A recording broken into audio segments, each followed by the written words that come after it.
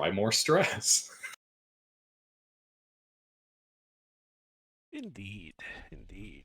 So, No, last time, you guys had finally arrived at Hrakhamar Mine and entered it, finding some rail tracks for like mining carts, and following them, found a long tunnel with a mine with like one of the I forget the name of it, the seesaw-based propulsion carts. Now it's gonna bug me. What are those carts called?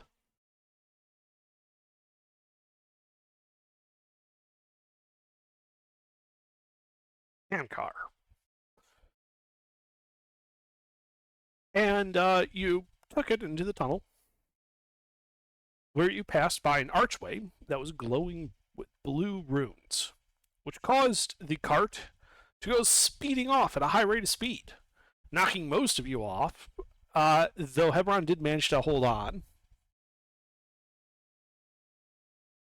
The tunnel eventually leveling out, and after passing a long distance and through a red archway, which seemed to cause you guys to slow down suddenly, you found yourselves in a large chamber with a waterfall and some tunnels leading up as well as around. The tunnels up above you turned out were infested with kobolds. Meanwhile, a large red dragon was dozing on a pile of treasure at the base in the back of one of the tunnels. You fought your way through the kobolds, eventually causing them to have to face a large number of zombified kobolds and then dying, before making your way out this side of the mine. And there you found a couple of buildings, one of which was a large storeroom. Where you guys are. The building's made from closely fitted stone with a tile roof and no windows or openings except for the door. The door was heavy and you were forced to kind of bash your way inside before piling up crates and barrels to make a barricade to keep anything coming in. And you guys had been making up to take a long rest. Is there anything you guys would like to do before you start your long rest?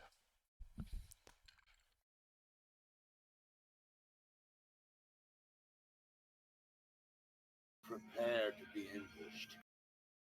Um. Hmm. What's the ground here made out of?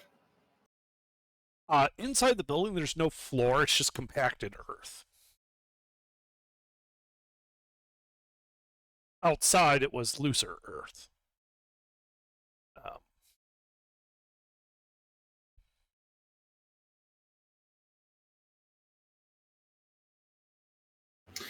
I'd like to dig a small hole on the back end of this. That way, if we need to, we can head out the back.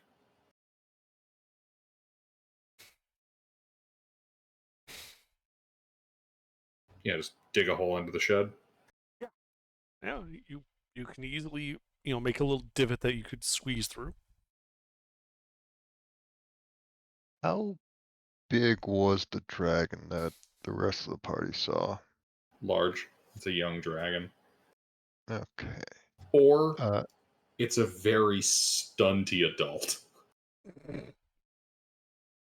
I'm going to bop my dragon on the noggin with some dragon magic and turn it into a gold dragon. Okay. River's beast begins glittering gold. We'll start a race war, I see. Well, now that we hit level 7, it gives me resistance to its breath weapon type. Oh, that's cool.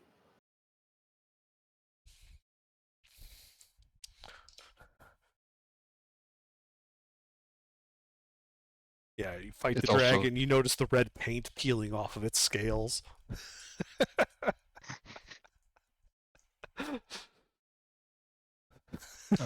It's also size medium now, so it's not going to be constantly at disadvantage trying to gnaw people's boots off.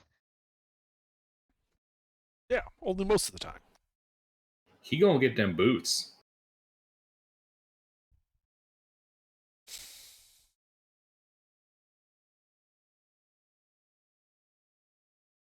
All right. Is there anything else you guys are doing before you set up your long rest?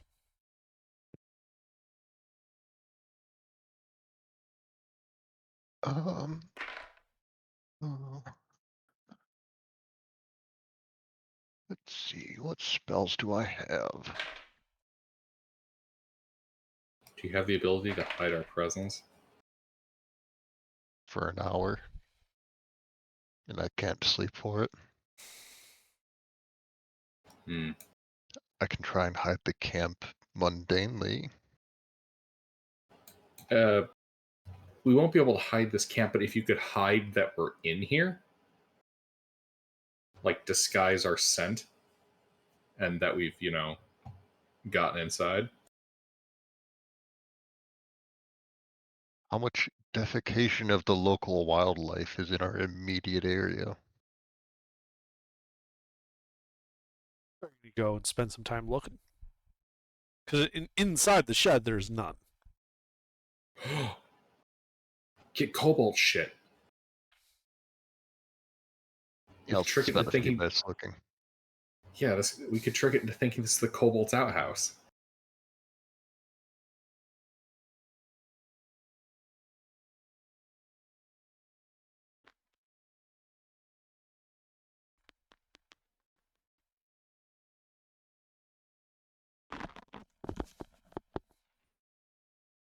Is that what you're doing? Yeah, I'm just gonna spend a few minutes looking for organic waste. Oh, organic waste. All right, give me an investigation check. Investigation.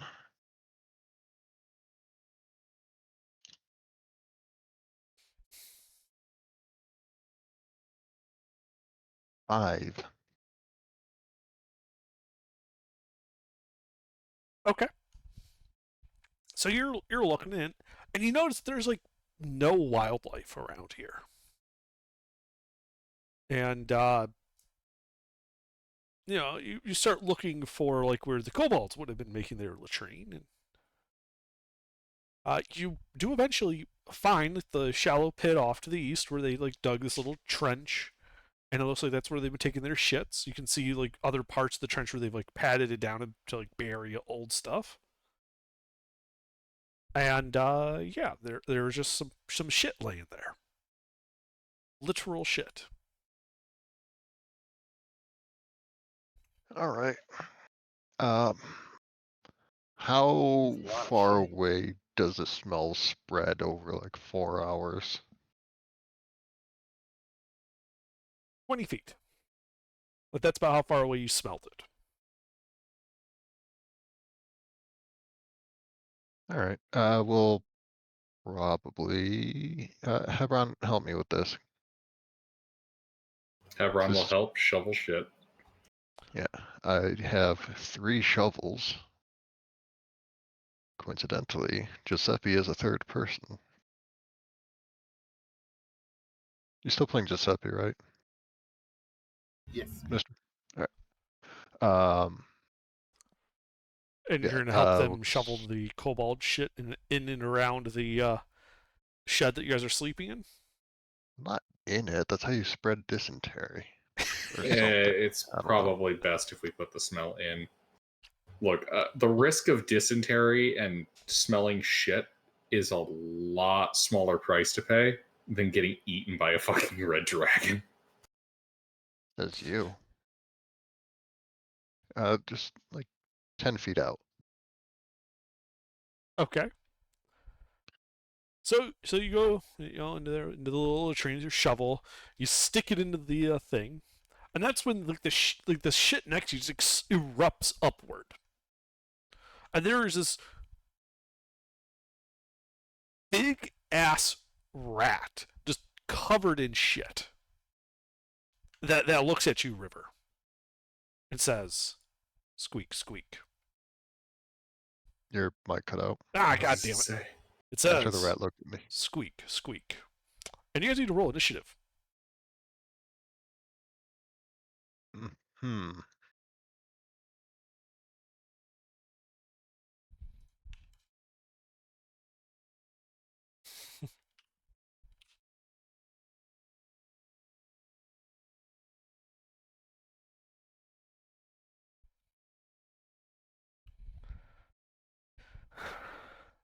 Miser, Yeah. initiative. Sorry. A rat is attacking you that has jumped out of the latrine.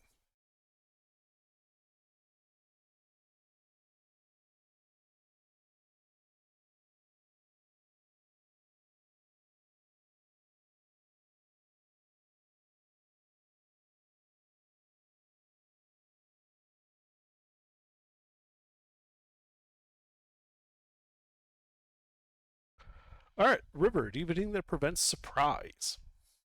The alert feat. Excellent. Then what would you like to do with this rat? I would like to bludgeon it back into the poo trench. Okay, well, roll to hit then. Improvised weapons is just strength, not proficiency. Right. Correct.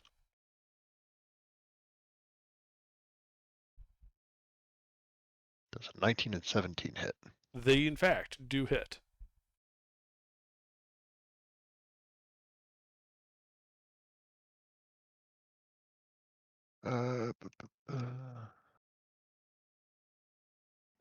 Going to have the dragon add what's it called? Dragon's reaction for damage. I So know this will what be feature you're talking about. Yeah. I forget the don't name of the think that- feature. Damage has gone up. That is 12. 10 non-magical bludgeoning shovel damage and 2 fire damage. Okay. That bloodies the rat. And then I'm going to have my Drake just punch this thing back into the hole. Okay, roll to hit. My Drake does not have any multi-attack, so it's just the one.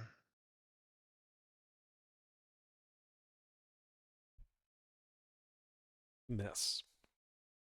Miss. A Ooh. miss, yes. All right. That is it for my turn. All right. Giuseppe, do you have anything that prevents surprise?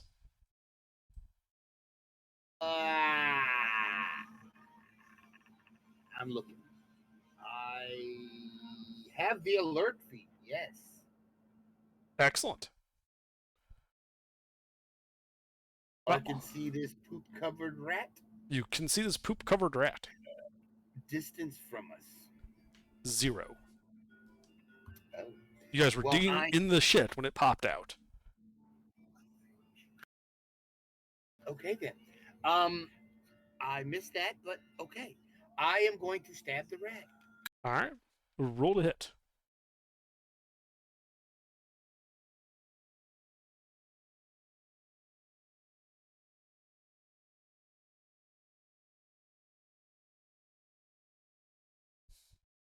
Oh, well, that hits.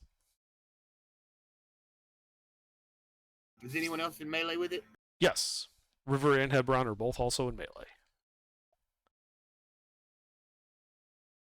Have we finished our rest? You never started it yet.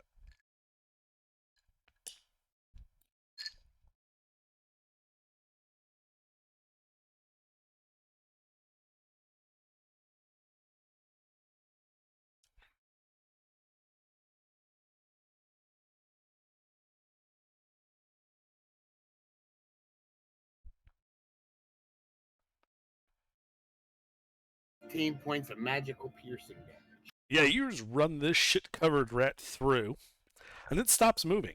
This is a short sword, right? Dagger. Ah, Magic okay. dagger. Yeah, so you just stab it in there. And it actually takes a bit of work to like scrape the rat off your dagger. It is just stuck on there for a bit. But yes, it is dead. You guys are out of initiative, and you are then able to get all of the kobold shit you want.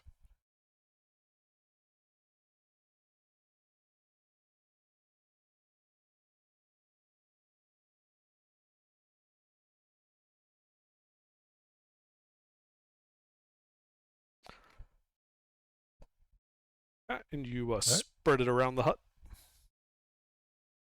E. Okay. And then I will need a. No, actually, that's good. Never mind. Yeah, okay, you can do that.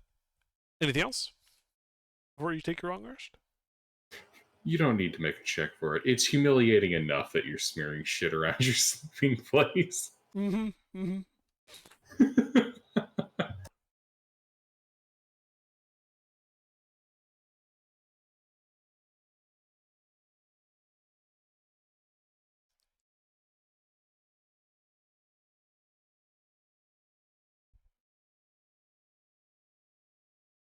Well, we've spread around the shit. I suppose we'll just, sleep in locations that the dragon can't just peek through the window at us. There are that no locked up or windows. something. Even better.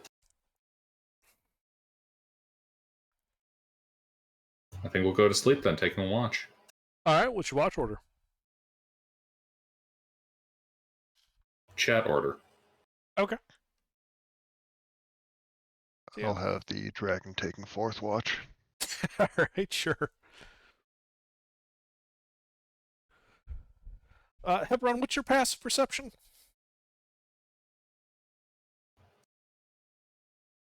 Uh, 16. Okay, and you're staying inside? E. All right. So you're sitting there, your watch is going on. About a half hour into your watch, you hear a loud thud outside. I ain't moving. Okay. A few minutes go by. Thud, thud. Another few minutes. Thud.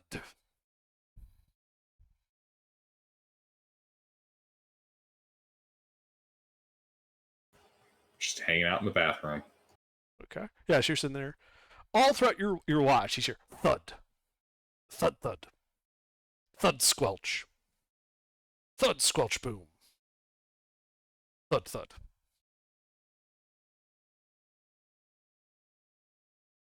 What was the squelch? Do you go and look? No. Okay, well, you don't know. Through the use of my ears, what kind of squelch was that?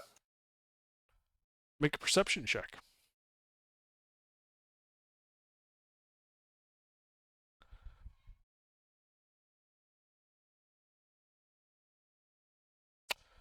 Have you ever dropped like a child-sized cantaloupe from a high height onto cement? I can't say I've ever done that specifically, but I am familiar with the general vibe, mostly from just infant-sized cantaloupes and dropping them from like 6 feet up. Okay. Yeah, well, they go kind of bonk squelch, right? Yeah. Yeah. It was that kind of squelch. Huh. Huh.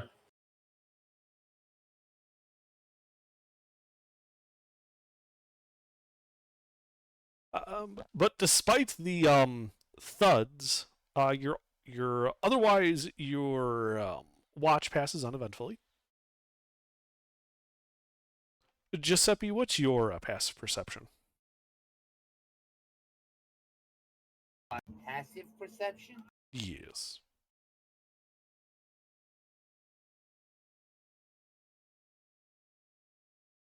$14. Okay.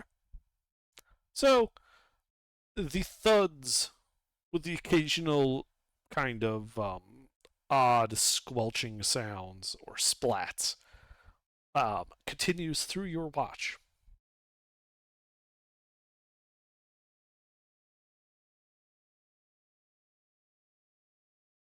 Do you do anything? Is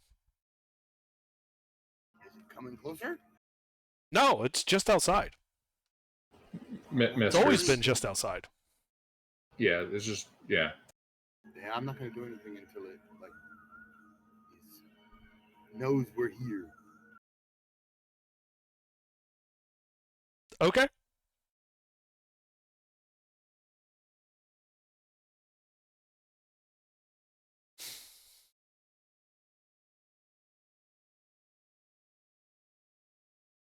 Well, your watch passes otherwise without incident, though these thuds continue throughout your watch. River, what's your passive? My passive is 16. Okay. So the thuds continue throughout your watch as well. At one point, there's a bit of a crashing sound as one of them appears to have. You hear like a crash as something hits the roof of the building you're in. Followed shortly by a thud just outside the wall. Is there like a dent in the roof anywhere that we can see? So this was a like crappy tile roof that had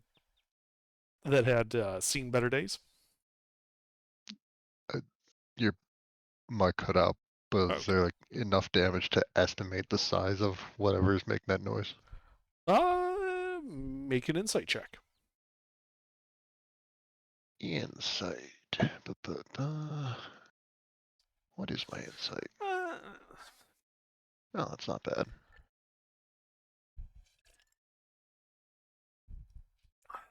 26. Yeah, it was about child-sized. All right.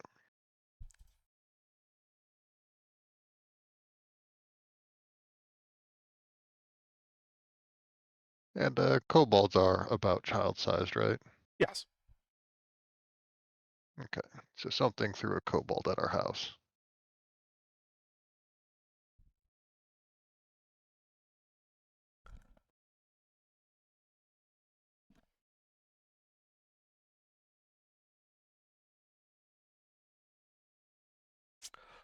But otherwise, unless you're doing something, the thuds continue throughout your watch. Though they do seem to get farther and farther apart as it approaches the end of your watch. And in the last bit of your watch, there's like a 5-minute gap where like the last 5 minutes you hear no thuds.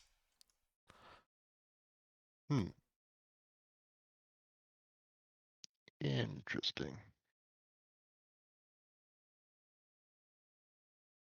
That's either good or bad, and we're not going to know until something happens.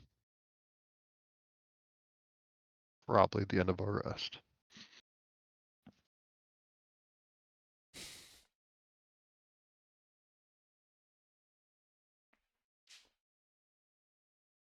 You know, even if we die, guys, I take so much pride in the fact that we have caused this dragon a fucking temper tantrum.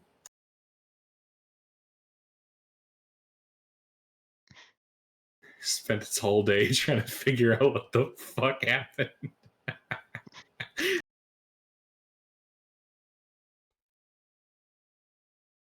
We may die horribly, but at least we pissed off something much larger than us. Deep inconvenience. Extremely jilted.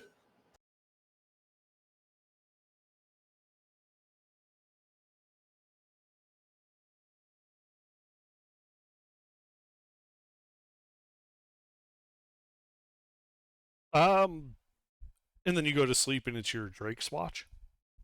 Yes. What's your Drake's passive? 13. Okay. Do you know what happens? Or like does your Drake have the ability to talk to you, or is it just like guard dog, attacks anything that comes inside? I'm pretty sure it's basically just guard dog. Okay. Morning comes. The three of you lived. You have successfully had a long rest. As has the Drake, which is still there, still guarding. You can see through a few of the gaps in like the structure. The sun is up, it is shining. Oh. The Drake does speak Draconic. It doesn't say knows but can only, or knows but can't speak like it does with some undead. If I'm Okay. reading this right, I should be able to just ask it what happened. It tells you nothing happened, but the smell of rotting meat has gotten stronger. When he says that, you guys would realize that, yeah, there is like that like sickly sweet smell of like meat that's been left out. You know, when it's gone past the turned gray stage.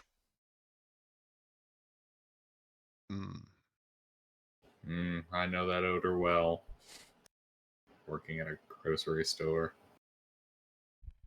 Okay, note to self, never go to Gilbert's grocery store. Oh, no, it's not from our shit. It's from, like, the shit people will bring back. It's like, this meat's bad. This meat smells like you left it on your fucking counter for 2 days before you bothered to come back. Also, it's already like 100 degrees. It looks like it's going to be a scorcher of a day. Yeah.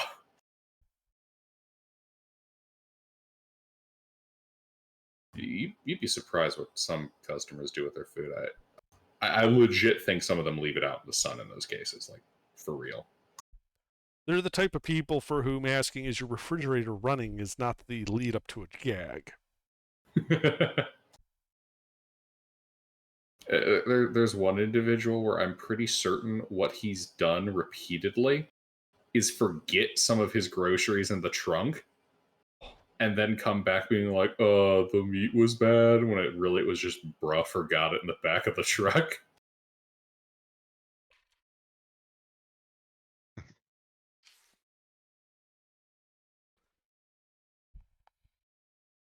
Anyway.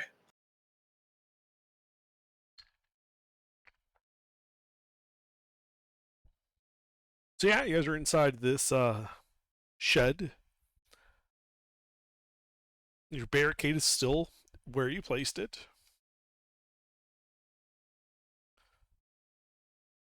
What do you do now?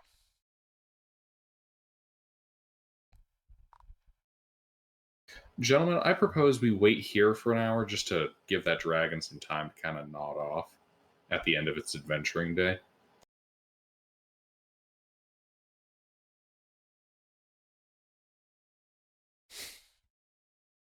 Fair enough. And then after we bum around for another hour, I think we'll find out what's going on via crawling out the hole I dug. Okay. Yeah, so you're sitting there in an hour, and it's just getting hotter and hotter. That rotting meat smell's getting a little bit stronger. At the end of the hour, I do need everybody to make a con save against exhaustion. Because it's probably hit like 130 in here. You're in an unventilated building with the sun just beaming down on it. It's a hot box.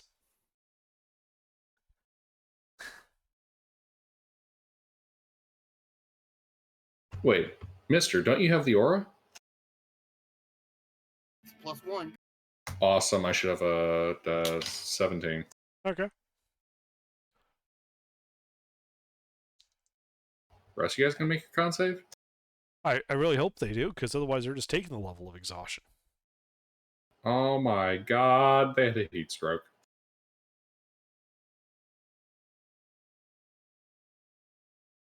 River, Giuseppe. What's up? You guys gonna make that con save? Make a con save or take a level of exhaustion. No. Because you've been sitting inside a unventilated building with the sun beaming down on it for an hour. It is 135 inside.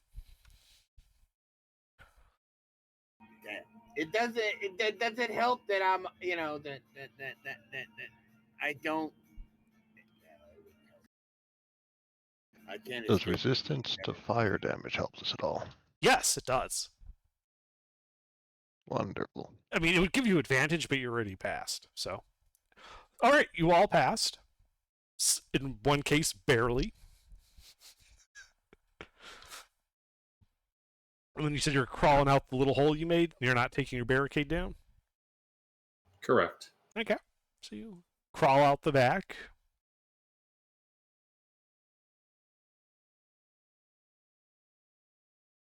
It is a hot, bright day. There's not a cloud in the sky nor a breeze in the air.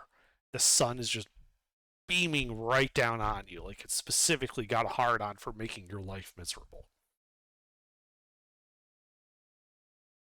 Hmm. How's the lookout here? Well, out the back, it looks fine. It looks just like it did yesterday. All right, we'll take a gander out at the front garden.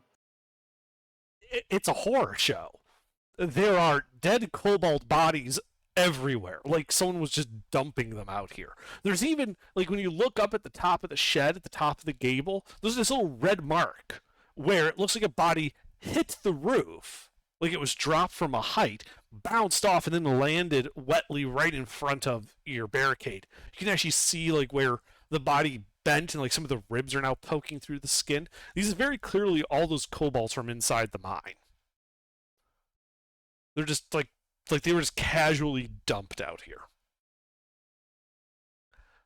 And you can actually see, however, there is something new over the mine. There's a little sign on a chunk of wood, and it looks like there's some writing on it in blood red ink. What does it say? Do any of you speak Draconic? I do. Okay. It says, Is it- "Help wanted. Inquire within."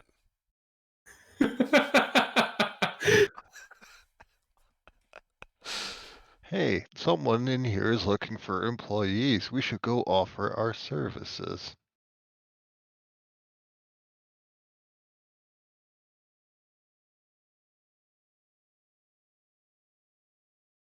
Oh, is the handcart still there under? It is. Cool. There's a kobold body that was just draped over it, like he just like dropped it there and left. But it's there.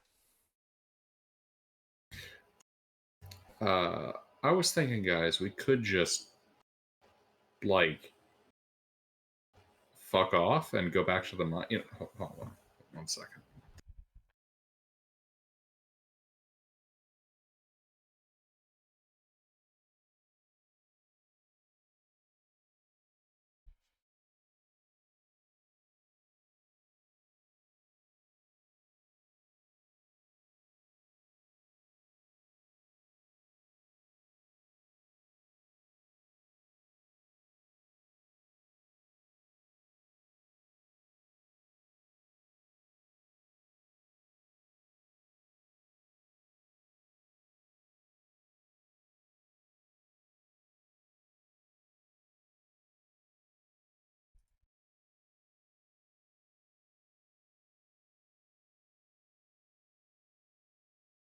All right.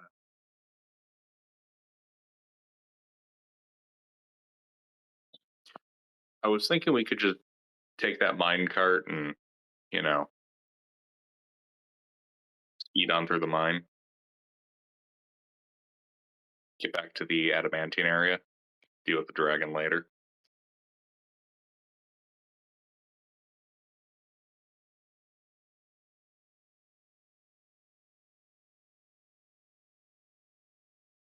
I mean, I'm done with that.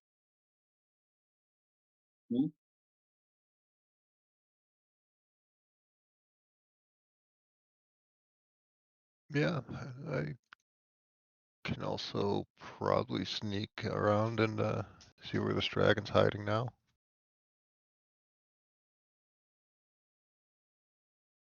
I mean, probably in its, bedroom at the bottom of the shaft. Wait, Sleuth, were you here the week that we came in here? No. Okay. So The entrance, so the area that we're at is a big circular hole into the ground with a minecart track kind of following the edge of it in a helix downward, which then goes along a bridge into a fucking Minecraft mine complex, shooting off deep into the mountain to the adamantine forge. We've already been to the forge, but during the previous week's adventure, we just kind of followed this out and wound up by the dragon. So I was thinking we just, because we then found the dragon, went, yeah, we're not dealing with this right now. Went up, found the exit, took the rest, and now we're here.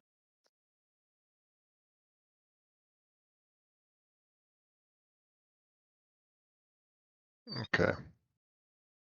So I was thinking we just head back to the adamantine mine because we have fulfilled our legal obligation. We were tasked with finding out what shut the mine down, and it would seem to be a dragon.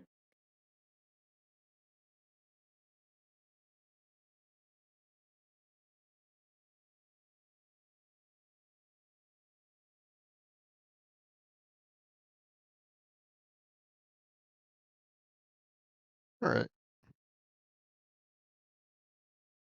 Don't want to go bully the dragon.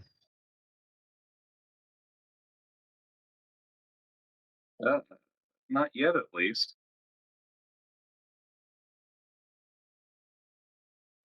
I mean, do you guys think we can take it?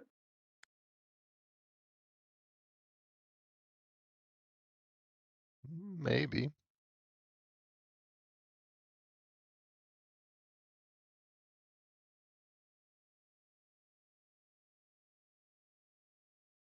I mean, hypothetically, if we were to take it, how would we want to do it?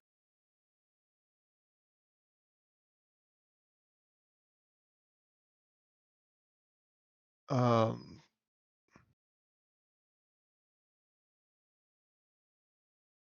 well, in the cave, its breath weapon would be pretty dangerous, but it would also take away its ability to really fly.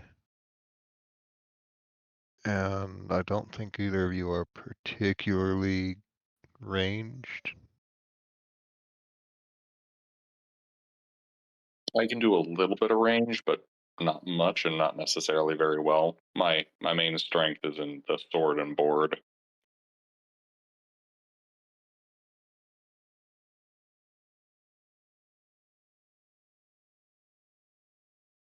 If it's still young, it probably wouldn't have the layer set up. At least not to the extent of older dragons. I don't think fighting it in its den or nest or whatever it calls it would be too much of an issue.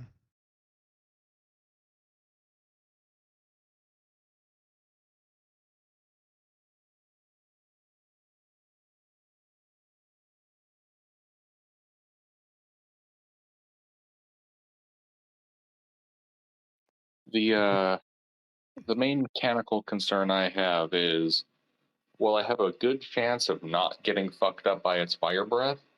I can't necessarily deal tons of consistent damage to it. Mr. Update your name. I think, what is it, Giuseppe? No. He can deal good damage, but he can't take a hit. And there's you. I'm not entirely certain what you can do. What is it you say you do here? Oh, sick my dragon on people, have them gnaw people's boots. Dragons are known for being very particular about their boots staying in good condition. That's gnomes. I mean, there's a difference. Yes. Gnomes only start breathing fire when you take their shoes or their cobbler. And dragons are just impatient gnomes.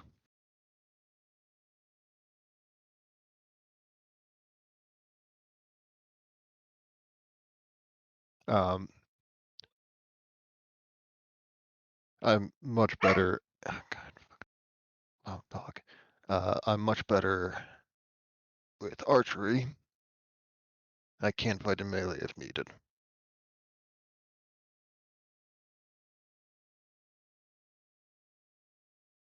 Hmm.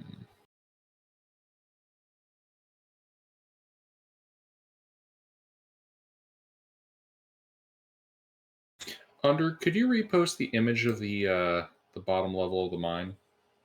Sure. I have a better idea. Let's see if this works. All three levels. Oh my god! The knowledge, the power!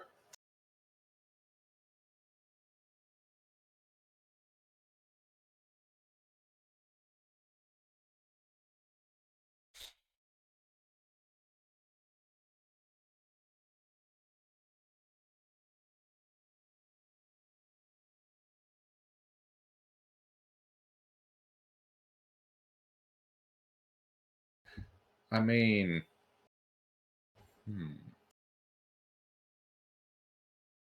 Ooh.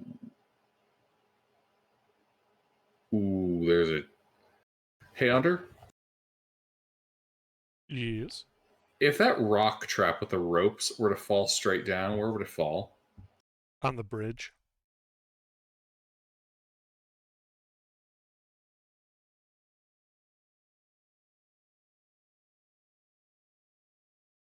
Hmm.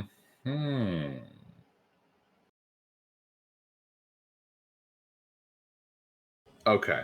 Okay. How's this, Mister? You paying attention? No. Okay. How does this sound to you guys if we fight the dragon? You know, we head on down.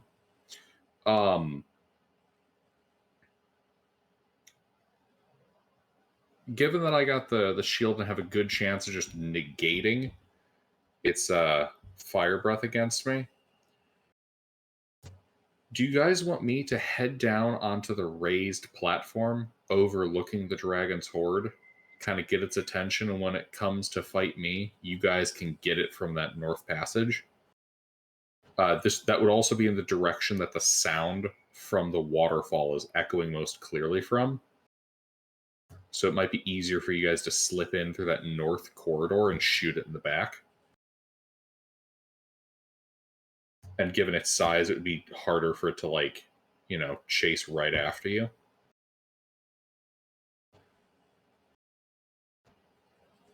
We could then, if needed, kind of lead it into the pool waterfall area. We might be able to work with something there. How tall is this mine shaft?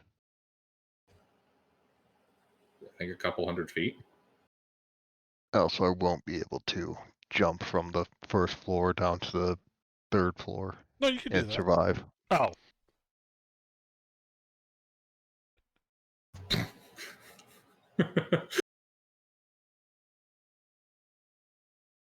Yeah, anything is airdroppable once. Mm-hmm.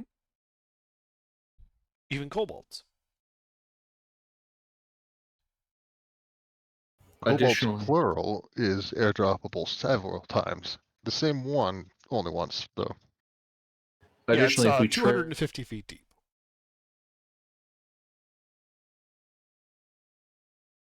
Ooh, is that scalable with the climb speed? Yes.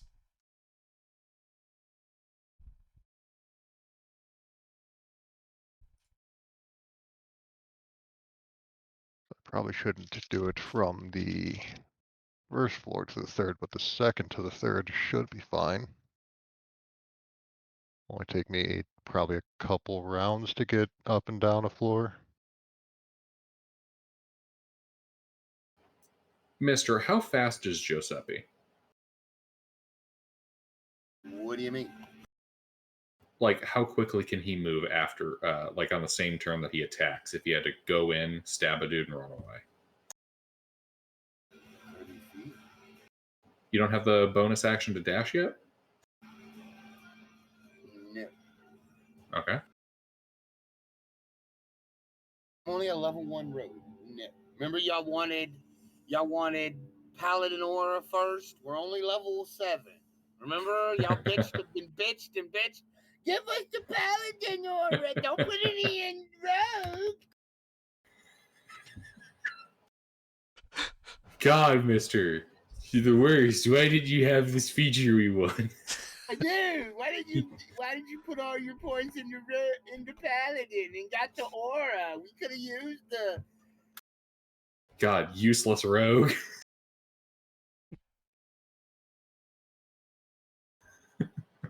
All right.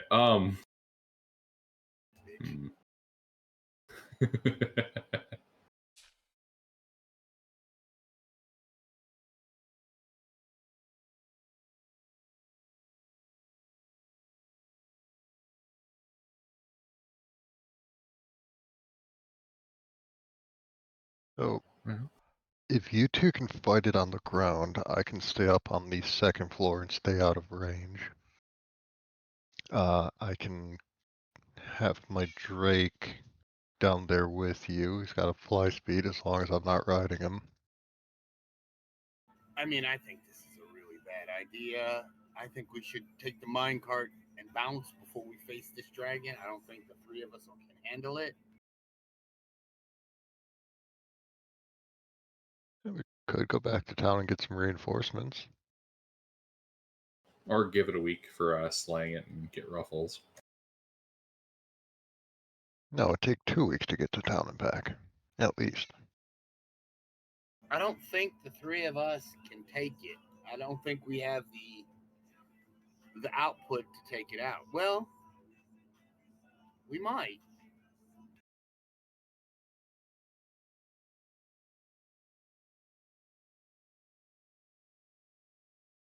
I'm looking at our damage output, you know. If we get good rolls, it's possible to take it out. Mm-hmm. The thing I'm skeptical on.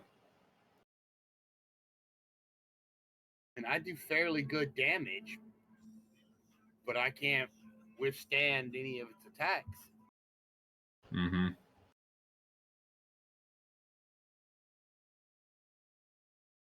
So if you can hold it, if you can aggro it, I can fight it. Well, that's the thing. I can take its breath. I don't know how long I can take it. See, that's the thing. Then we're seriously lacking in manpower here. Mm-hmm.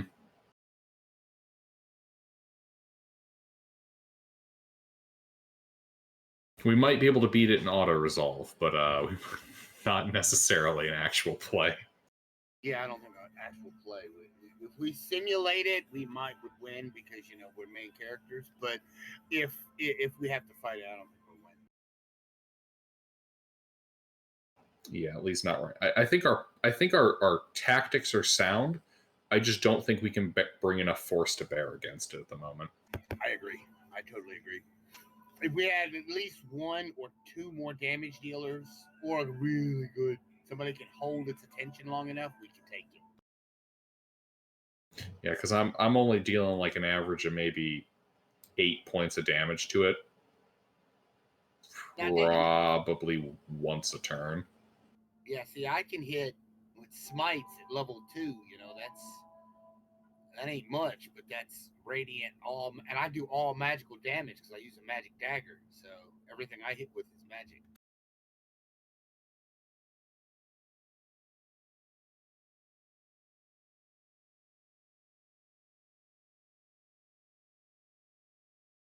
So, But one attack from it would probably vaporize me. Well, maybe not one. I'd probably last 1 combat, but that would be about it. It's, if I can recall. I mean, is this a worm or a dragon we're fighting? Are we fighting a little worm or a dragon? A worm is a dragon. Age-wise, it ain't. Well, yeah, I saw it napping on the gold, and okay. it definitely looked like this. Oh, we definitely getting our ass whooped. let's get the hell up out of here. Also, let's get the hell up out of here. it's a wormling that is a baby dragon. Okay. A worm is just another language word for dragon. Yeah, that's what I meant. That's what I meant. A wormling or a young, or God. a young dragon or a Yeah, adult no. dragon. Yeah. If this were a wormling, you know we could shit stomp that little fucker. Yeah. Unfortunately, we're not bullying draconic preteens. We're bullying at least a one with a high school diploma. Yeah, he might be a little rough too. Yeah, he was linebacker for his high school football league. I mean, I don't know what Got it.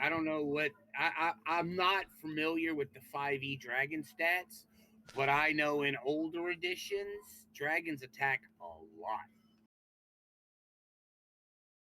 Because they have a lot of appendages to hit you with. They have claws, they have wings, they have a bite, they have a tail. All of them are weapons. I can tell you this. Oh, sorry. You first, Lou. I think young and adults are like 3 attacks for both of them. I'm Mhm. pretty sure ancient get like 4. They do. It's Claw, bite, tail, or something.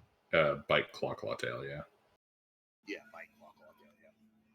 Older ones Yeah. get wing too as well. Yeah, and red dragons do tend to be on the higher end of breath weapon damage. I am fairly certain if I failed, I'm looking at barely surviving or getting toasted instantly. If I pass, I'm not taking any. But yeah.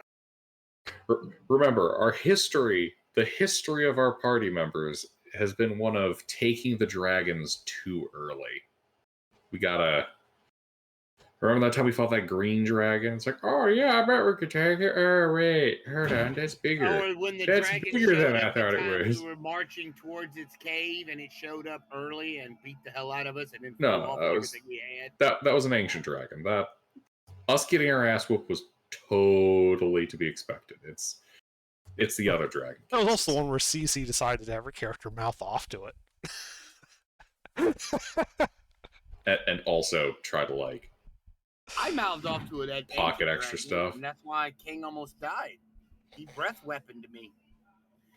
Then there's my ass. Dragon shows up. I just kind of lay there. Yes, dragon. Yes, boss man. Here's our money, boss man. All right, so what's the verdict, Gilbert? What do you think? Stay and fight, or tactically prepare for another encounter? I believe we hop on the minecart, and we just zoom through the dungeon past it.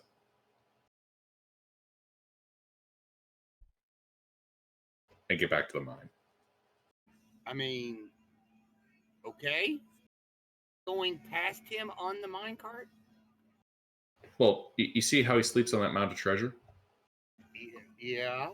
Yeah, we'll just go full speed down the mine tracks, across the bridge, and then up back to the place we're supposed to be going. And he'll never even notice. Yeah, okay. Let's go. Mister, there's a chance the dragon will notice, but don't you feel like it's a slimmer chance than if we go into his room and him kill us? Yes, I got it. Exactly. Also, it'll be really fucking badass if we're speeding by on a mine cart and we, sense of adventure. Let's go. We bitch slap as we go by. Yeah, we'll flash gang signs, call him a nerd, and maybe like throw cobalt feces at him as we speed on by. Oh, I've got enough chain to like tie myself to the minecart and as Mario Kart double dash drive by this guy. You what?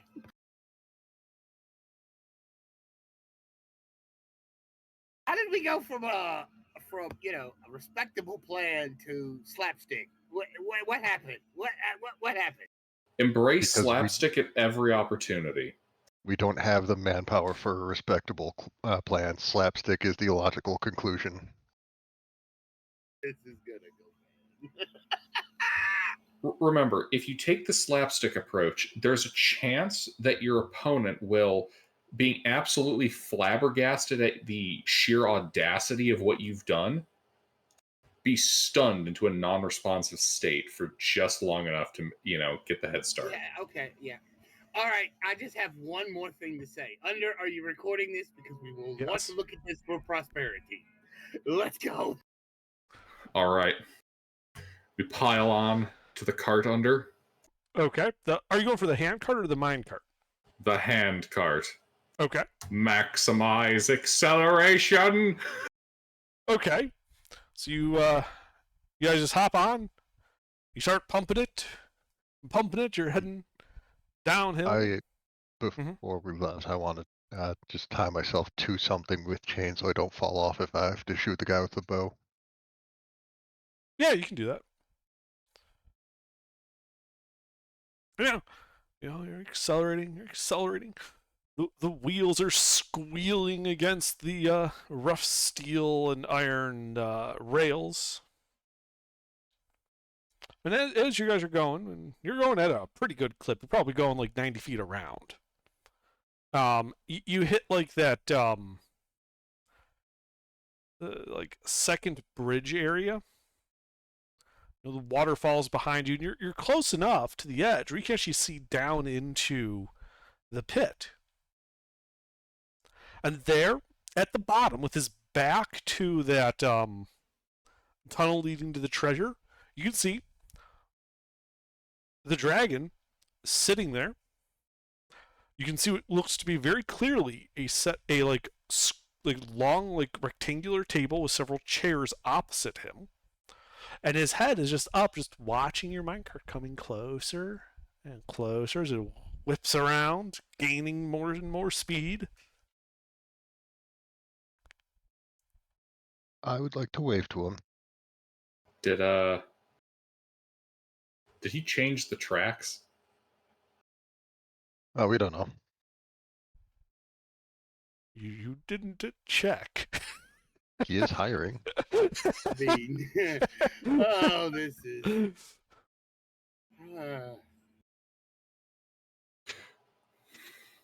My moan petard, I seem to have been hoisted by it as we go careening forth.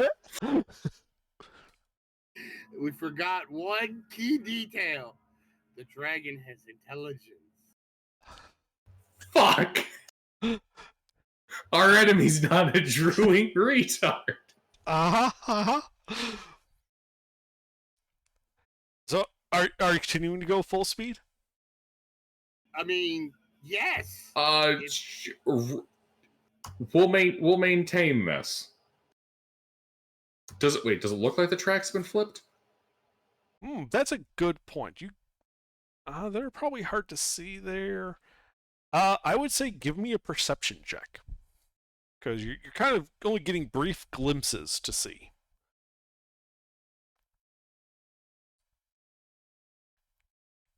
Unclear. All right. Underdark? Mm-hmm. In that case, I can only assume that the dragon has flipped the tracks. Okay. So I will have to summon up all of my strength and try to hop the cart. Okay. Fast and Furious, we're Tokyo drifting onto the bridge. All right. So you're pumping, you're going fast. The mine is blurring by. You can see the switch approaching. You know that you got to turn to the right to get onto the bridge out of here. Going straight ahead will lead you down into the dragon's maw. Figuratively speaking, he's actually not waiting at the end with his mouth open. Damn, that would have been some good impact damage. Exactly. He's not that dumb. Actually, standing at the end, get the lance ready. The track is switched. And I'm sorry, what was it, mister? Can we tell if the track's been switched? Well, Hebron couldn't tell when he made his perception check. So instead, he's preparing to try to jump the cart to try to get onto the target tracks.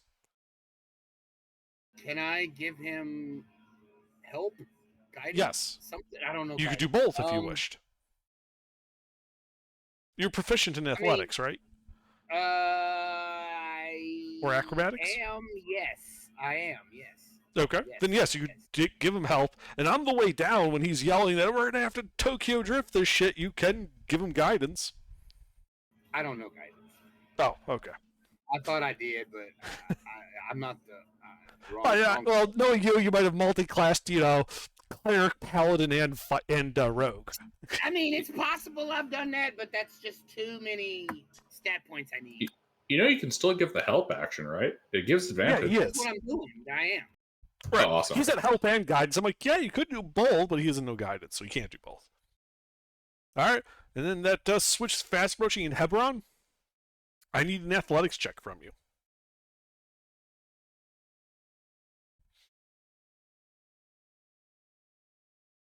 Well, give a prayer to the gods and my forebears. Why do you have Hopefully- 4 bears? forebears? Hopefully, any kind of family luck holds. Let's find out. All right. So you're coming up fast on that switch. You hop the cart up, the back wheel kind of clipping the point. Front wheel catches. You're all slammed around on there. You're up on like 2 wheels, just on like the left wheels of this cart. Sparks are flying as you then start heading across this bridge at a high rate of speed. Can I look back and see if the dragon did flip the rails? Make a perception check.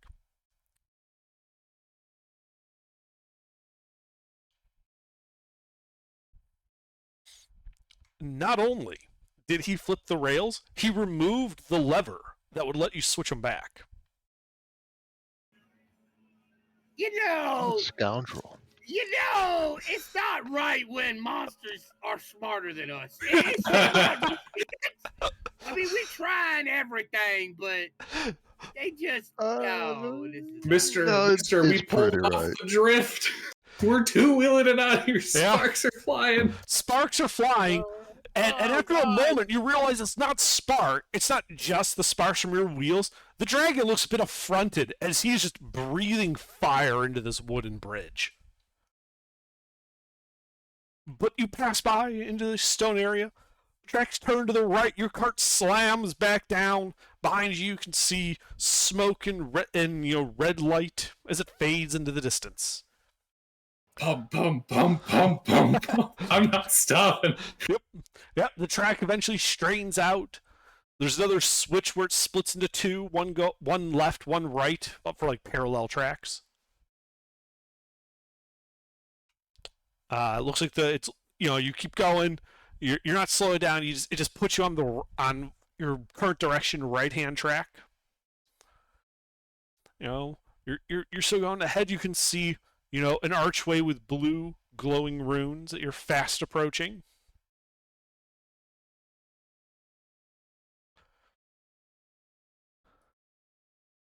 And then you hit the archway. And there's a bit of a jolt. And you thought you were going fast before. But this is like, there's so much force, like getting kicked in the chest by a horse, right? And River's the only one who secured himself to the cart. So I need Hebron and Giuseppe to make strength saving throws. As the cart is suddenly thrown from a mere 100 feet around to thousands of feet around. Oh my god, we've gone plaid! Should I make one for my Drake too? Athletics? you Oh, said? yes. Sorry, no. Strength saving throw. Just straight Oh. strength. Ooh. Wait. That's a 16. The aura. Keep forgetting you have that, mister. That's okay. I do too.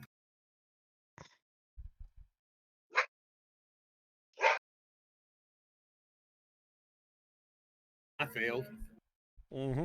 Giuseppe's going flying at 1,000 miles an hour. I'm Giuseppe! at terminal velocity. If I hit something, I am dead.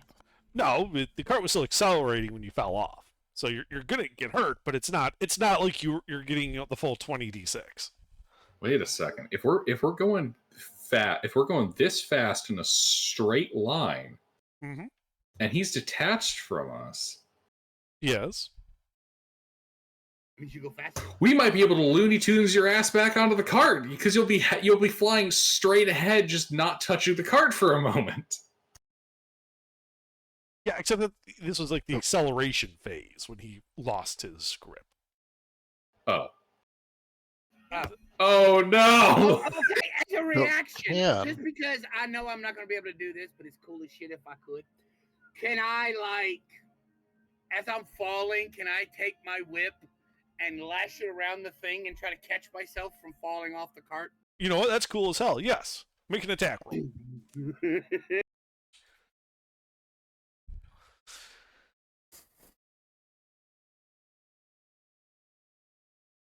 All right. I'm on a great plan and the dice fuck me. Come on. No. You wrapped around a nice sturdy piece of equipment. Roll a D2. Jesus. Oh, jeez. Oh god, was it me or the handle? Hebron, you're sitting there pumping. You're holding on for dear life. All of a sudden, there's a yank at your ankle. And I need you to make another strength save as you are currently being held horizontal. By your hands. Behind you is Giuseppe hanging on for dear life with his whip. Can I grab onto Hebron to help hold him on? All right, you have advantage on the strength save.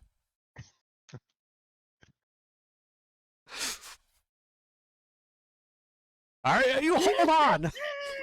So you're just whipping past here. Hebron's basically horizontal, holding onto the handle of the handcart. Giuseppe's holding on to dear life with his whip, which is currently wrapped around Hebron's ankle. The track just flying beneath you, Giuseppe. At this point, you are at terminal velocity, so if you lose your grip, you're fucked. Oh, God. The Drake's nowhere to be seen. The Drake is gone? Or the The dragon? Drake failed. Oh. Bye. Have a good time. Yeah, you guys were so concerned about of helping Giuseppe that the Drake, when it fell off, just sort of tumbled into the dirt. It took some damage, but yeah, it's out of sight at this point. He'll probably know how to find me. He has an intelligence. Mhm. Can't you despawn him and respawn him? Yeah, if we can't find him by the time we need him, I can just summon him again. So yeah, the tunnel just whipping by. There's nothing but the scream of air in your ears. You're I pretty don't sure. think that's air. I think that's Giuseppe. I'm still swinging back here. Yeah. No, it's about a minute later, and Hebron, your hands are starting to cramp up because you're just holding on for dear life. And up ahead, you can see, like, in the tunnel, the dark tunnel entrance, a red glow. Oh, fuck. Oh no! Which is slowly starting to materialize into a stone archway with red runes. River, hit the brakes! I will hit the brakes and hopefully Hebron and Giuseppe don't go flying off without me helping hold them down. Okay. Oh, God! The brake on the handcart is just like a little lever that pulls some metal shoes into the wheels. So yeah, you pull, sparks start flying. You're slowing down, but not that much. You're gonna hit that archway. You're gonna need to push really hard, and I need a strength athletics check from you.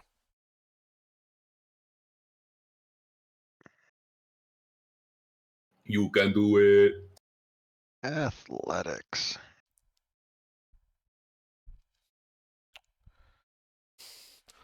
All I can say, guys, is if we died, that would have been amazing. The certainty is God, steal my ass. So yeah, you're holding on to these, but there's you just see showers of sparks, both the shoes and the wheels turning red, then yellow, then white. It's supposed to turn purple, then we get a speed boost. What the hell? Either way, you notice that you're not really slowing down anymore. Like you're holding it with all your might. There's still sparks flying, but yeah, it doesn't seem that We effective. broke the brake. We broke the brake. Well, it's more like there's a thin layer of molten metal now lubricating the brakes. I have a stupid plan, but it is a plan. How suicidal are we? And how many other plans do we have? I mean, I'm flying behind the cart, so whatever you come up with, it's fine. Hebron, do you have a plan that's not 90% guaranteed to get us killed? Hmm.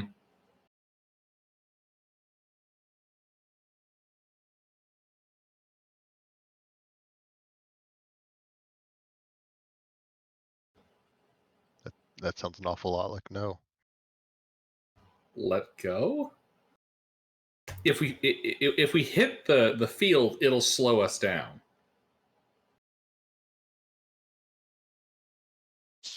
If you want to let go, be my guest. But I tied myself in. I'm stopping this cart. You know what? Fuck it. Yeah, let's tie ourselves in. I'm gonna try to pull myself in to get a central pump element so that we can get Giuseppe pulled up. Okay. Make a strength athletics check. And while he's doing that, I'm going to pull out my sledgehammer. I don't think I can. My hands are just too sore. So you like you're like painfully stretching out the one hand, to like pull yourself up, and that's when you feel your other hand slip.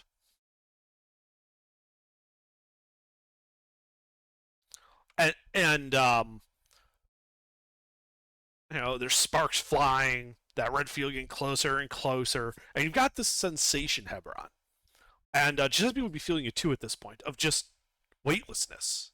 You can see everything kind of going around you, the wind screaming in your face as you were completely untethered. All right. And then the cart hits the red field. Oh. Out of time. Cart hits the red field, slows down to a nice crawl, and then immediately comes to a stop as Rivers is cranking on the brake. Hebron, you're like right behind the cart, and you hit the red field, and you slow down and kind of just bonk into the handle like right in front of you, like it hurts, like it hits your chest, but it doesn't really do any damage, right? The problem is behind you. It is as the whip has gone slack and Giuseppe slams into you from behind at speed. And here I was thinking we were going to have to do that whole Bollywood like shield ball maneuver. Nope. There is no time. That is like all in a split second that happens there. And Giuseppe, you ever seen when Miss Potato Head is hitting Toy Story? That's probably what's about to happen. Possibly. You do have an option to make like a deck save to try to, lessen the impact. Or you just I'll try that. Cannonball right into him. No, I don't want a cannonball. I'm gonna try to lessen the impact with it. All right, deck save then. But just before I roll this, Gilbert, I want you to know that I haven't passed the roll all night. Hey, the pattern continues. Woo, woo, woo, woo, woo. As you just slam into Hebron. My spine crumpling. So, now before you start crying, 64 points of bludgeoning damage. How you apportion this between Hebron and Giuseppe is up to you guys. All right. So, one moment, Giuseppe. Next moment, a puddle of Giuseppe, how much HP do you have? We're at full. Aren't we? Didn't we have a long rest?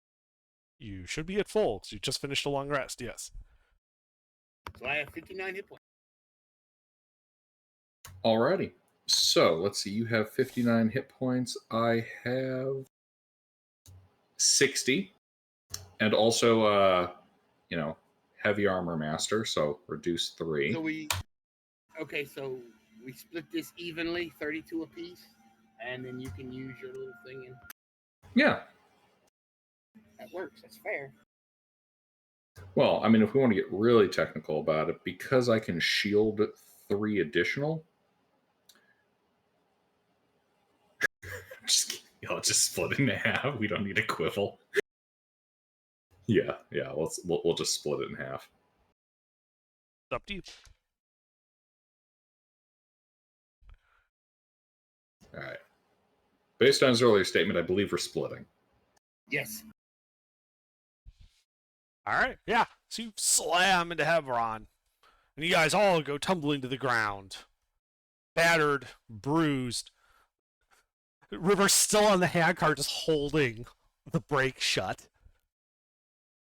You can just hear like the clicking of metal as it just sits there, the shoes having welded themselves to the wheels. Cooling off, you can hear the metal popping. Mm-hmm. I'm just picturing the back of my armor. The back plate just has like Giuseppe's face embossed in it now. Ugh. So my Well, at plan least we're was alive. I mean, at least we're alive. That's my plan for slowing down was I was going to hit the molten wheel with the sledgehammer and try to deform it into the rail.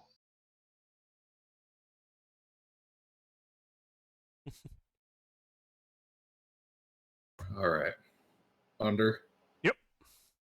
Can I salvage the brake system with my knowledge of metalworking? Your knowledge of metalworking would tell you that those wheels and those shoes are fucked. That they are a solid piece at this point.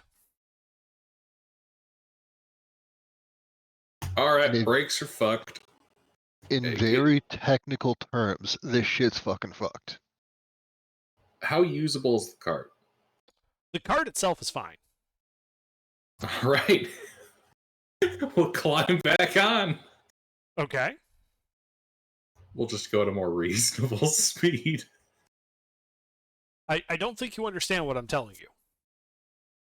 The The wheel right has wheels do not spin anymore. They are welded to the brake shoes. Hmm. Can I break the brake shoes and separate them again? Do you have any tools that would let you do so? Well, I've got my smith's tools and I have a magic sword. I mean, it would take you some time. They're pretty well welded there. Oh wait, are we back on the map? Yeah. Ahead of you, the left track continues straight. The right track, which is the one you're on, goes forward and bends to the right. Around the corner. Fuck it. We'll walk from here. Yeah. You do notice that behind you, that red archway is now blue.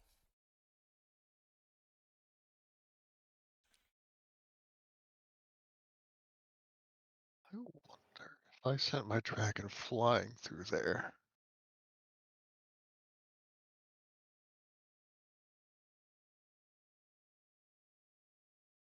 Ever hear the term spaghettification? You mean my dragon would get free spaghetti? No, I'm saying you would have spaghetti. Of a dragon type. You would make No. me spaghetti. Cool.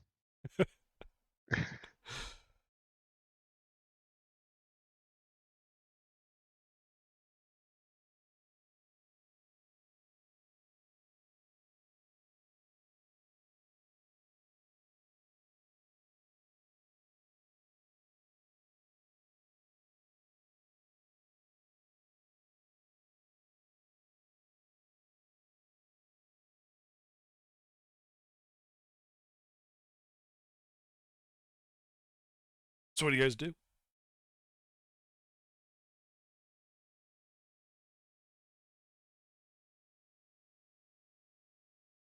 Start walking. Which way? Oh, north. Yes, are you going north and then hooking to the right, or going north up to what appears to be that bridge? Oh, to the bridge. Okay. Can I see my dragon behind us from here? You do not see your dragon. Do you have any ability to communicate with your dragon other than verbally? I don't believe I get one. Okay.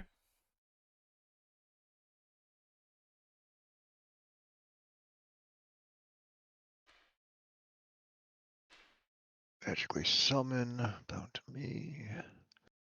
Friendly to me, obeys commands.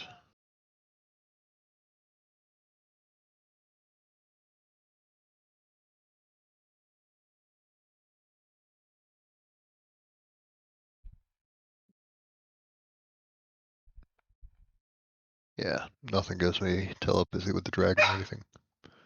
Okay. Then yeah, you don't see it.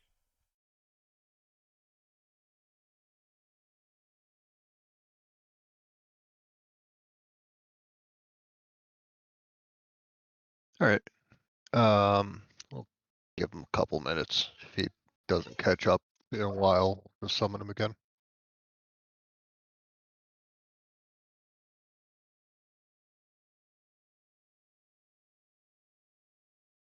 All right.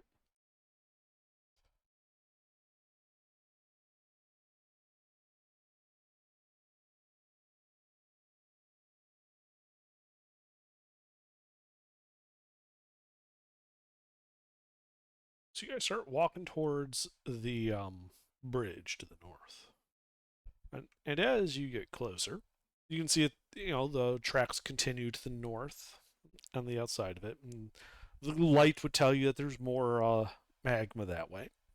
But to your left, there are two openings, and as you get closer, you realize they're actually fairly deep, and you can see that like the first one you come to looks to be about a 10-foot long, 5-foot wide cave going to the southwest, and there is a chamber at the end, and a body on the ground inside of it, a dwarven body.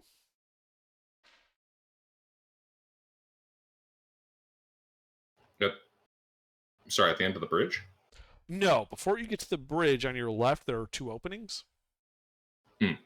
The first one, you would when you get there, you can see that looks to be like a short tunnel, and then it looks like there's a chamber, and in the there's like a dwarf body laying there.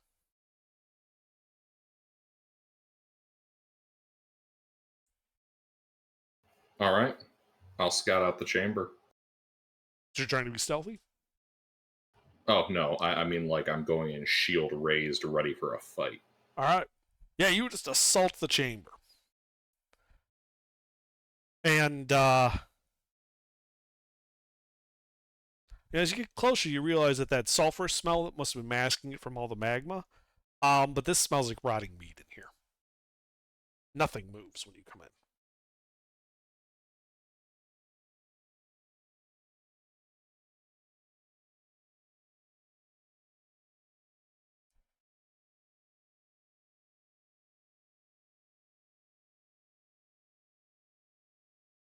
Uh, you do notice that the dwarf has a manacle around his ankle and a short chain to a stake that looks to have been pounded into the center of the floor of this chamber.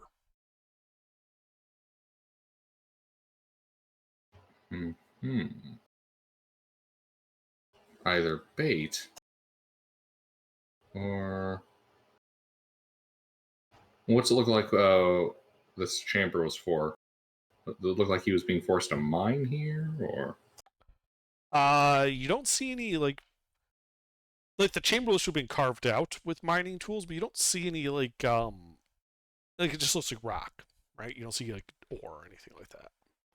And the dwarf itself looks to just be dressed in regular clothes, and has no mining equipment, as far as you can tell.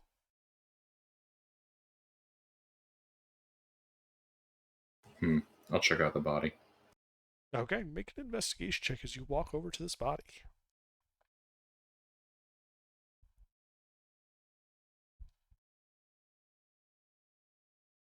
Investigation check. Yes. All right.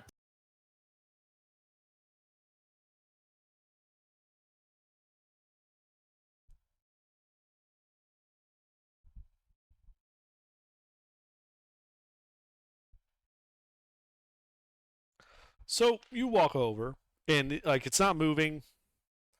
From the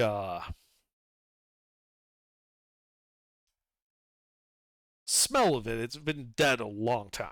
Like it's not a recent death. And as you kind of bend over and kind of roll him over so you can actually get a look at his face, you can tell that he is a dwarf. The wet squelching sound tells you that the body is badly decomposed. The clinking sound tells you that under his clothes is some type of metal. And the open eyes and grasping hands would indicate that he is, in fact, some type of undead. Though currently with his ankle chained to the stake, he really is alive, just kind of grasping at you, but is really unable to do anything. The body's so decomposed that it's not really strong enough to get through your armor. Mm-hmm. In that case, well, I'll euthanize the corpse. Okay, roll to hit with advantage. And Yeah, let's And then return to the beast of the rightly- grave.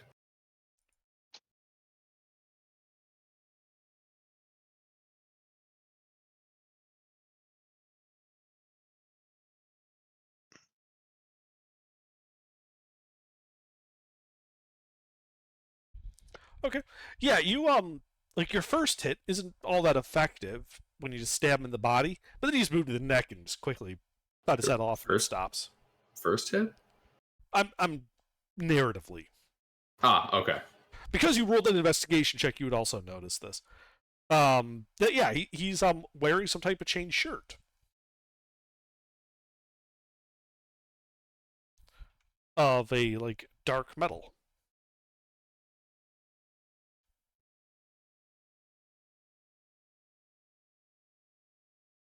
All right. Does he have any other identifiers on him? No. No, that was the only item besides the manacle that he had on his body. Is All this right. adamantine a dark metal? Yes, it is. Let's see. Dwarves. Under. Mm-hmm. Is there anything that should be done with this corpse by dwarven standards?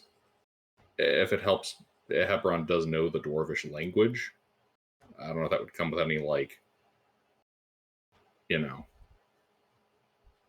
cultural knowledge. Culturally, they're not that different from most other peoples. They tend to cremate most of their dead unless they're trying to memorialize them. Given the fact that this body was left here chained to a stick, probably not worth memorializing. So cremation would be the general fate. Alrighty. Should take his armor first. Mm-hmm. Yeah, you're able to peel the adamantine chain shirt off his body. It's gross and grody, but still there.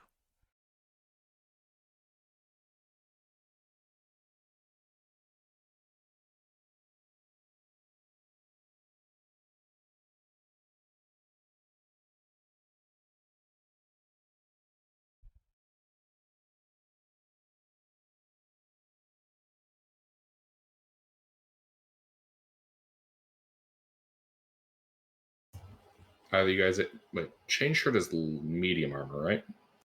Yes.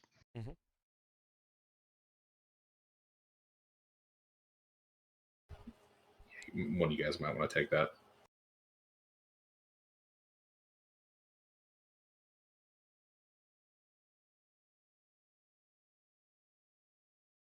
We'll take the body for now. Actually, yeah.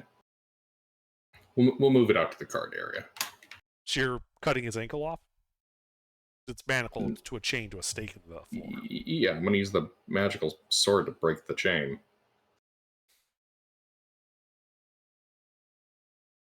Okay. It's a magic sword. Why wouldn't I use it that way? Sure. It's about the only thing that could break that chain.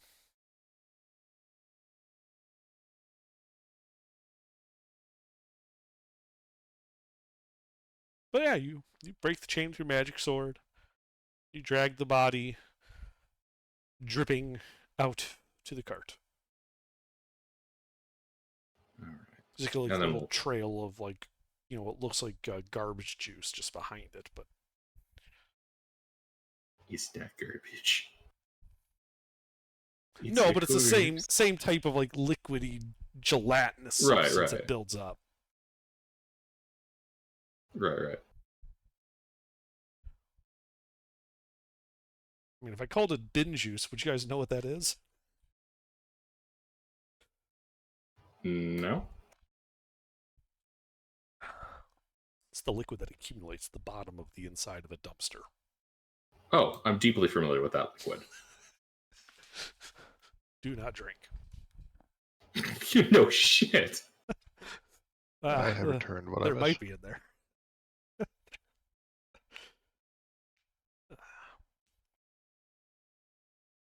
What happened? I was explaining to Gilbert what bin juice was. It is, in fact, exactly what it sounds like. Yeah.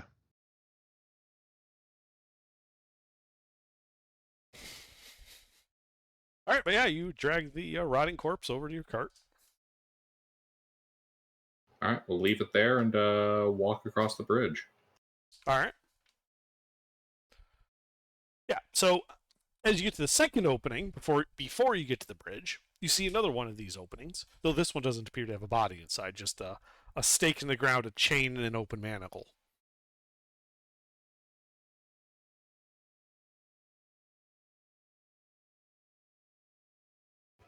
All right, we'll push on.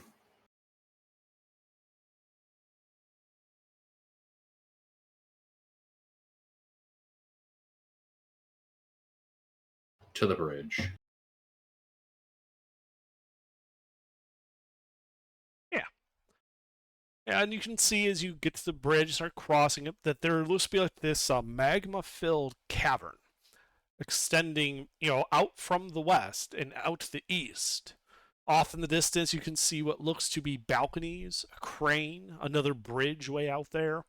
To the north, you can see the tracks look to continue and meet up with more tracks. It is swelteringly hot.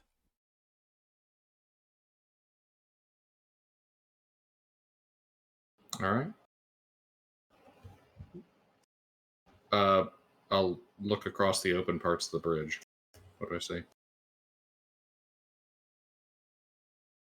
Yeah, I'm getting the map. Give me a second.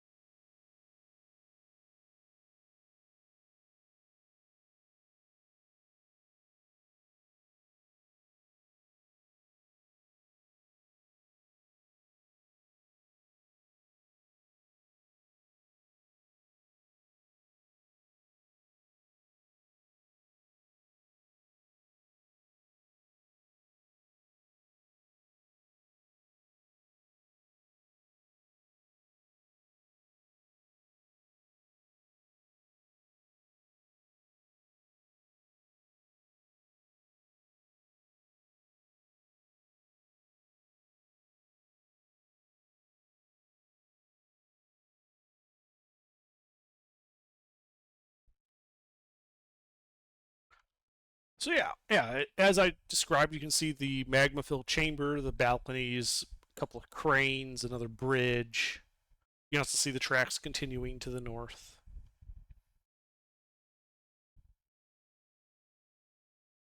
It is swelteringly hot here.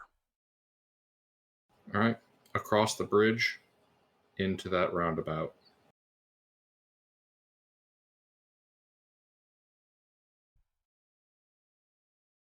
Yeah.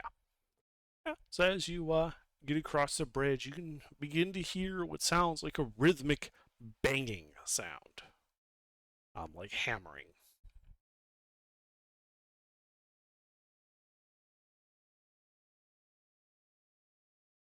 Oh, that's promising.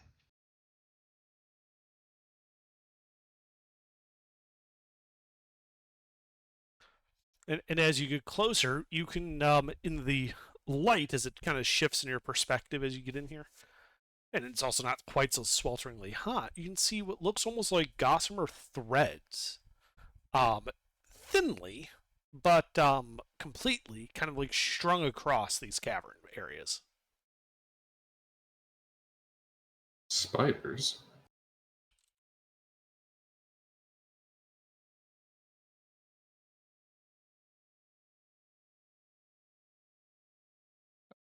Do we want to go quietly forward?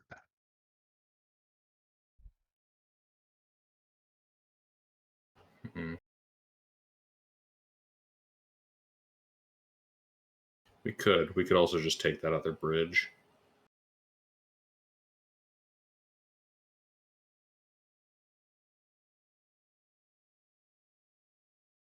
Think we should do that? Take the other bridge? Probably wouldn't hurt to check. Yeah, we'll head over to the other bridge. Okay. So at the sight of possible spiders, you tuck tail, turn, and walk back down. There you go back east, past the steps that you know leads up to the mountainside that you entered through, and along the north. So there's a tunnel there.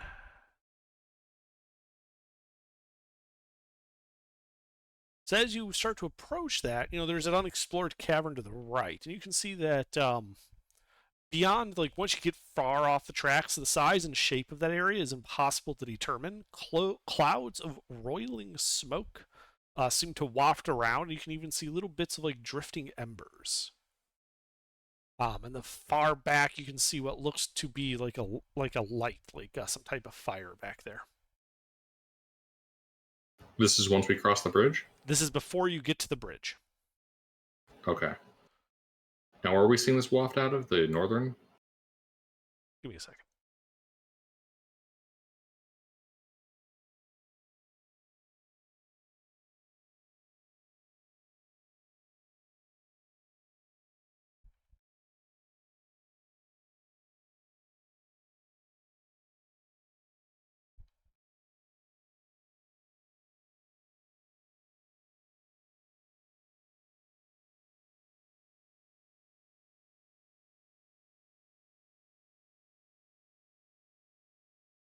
So that area that I marked in red has the smoke.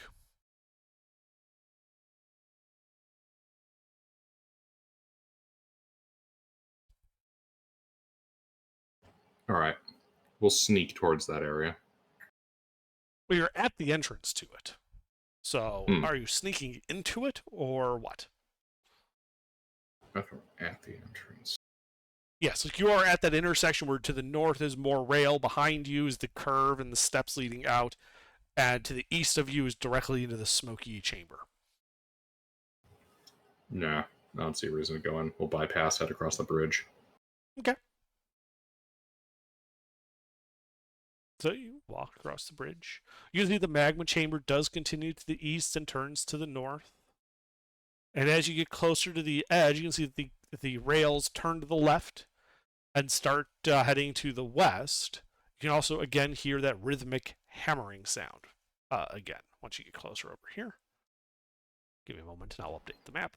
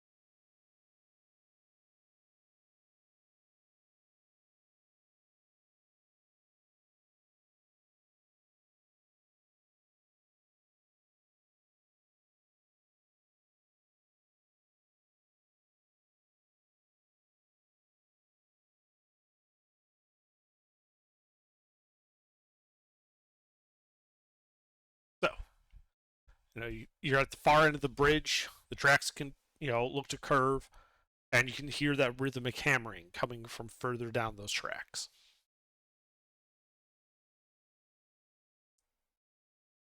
All right. We'll move in time with the hammering. Okay. Well, go ahead and give me a stealth check then, since you appear to be leading this expedition. Do we want pass without trace? Yes. Alright, we'll cast pass without trace for us then.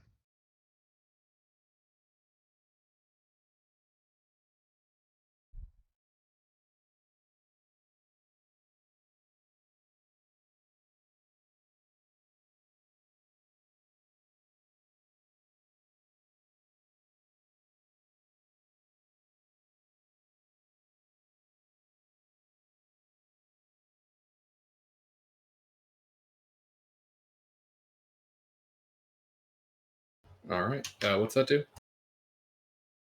Plus 10, and we can't be tracked by non-magical means.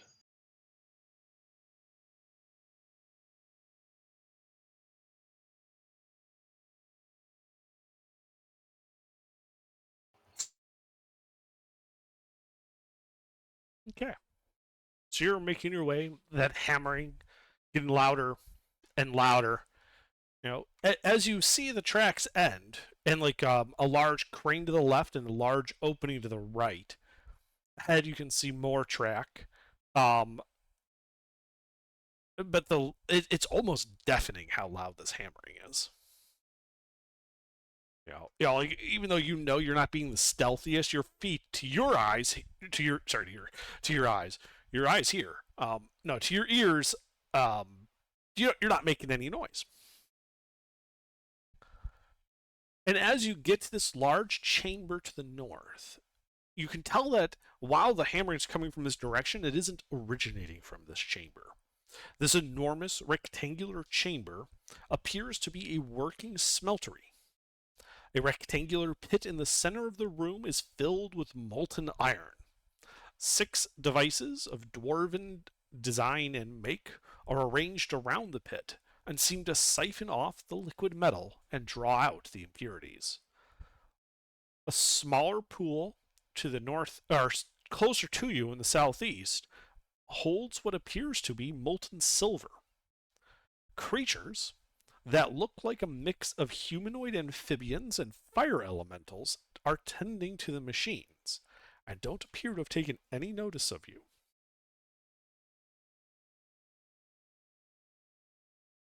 The creatures look like this. And there are 8 of them. Mm-hmm. In the far back of the room, you can see a closed stone door. Well, gentlemen, I believe we need to kill some stuff.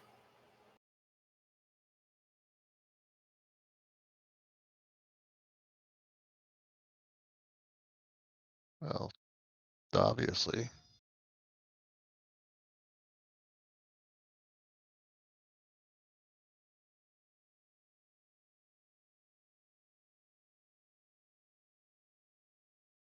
Yeah, I think we'll attack under. Okay, you're just running in there? No, I think we should approach by cover stealth. These are the guys who killed the dwarves, mister. The reason we're here. Oh, okay. Well, then I guess I gotta make an effort.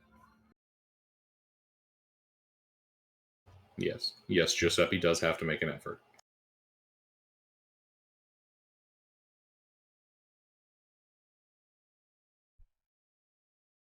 So what do we know about these things going in?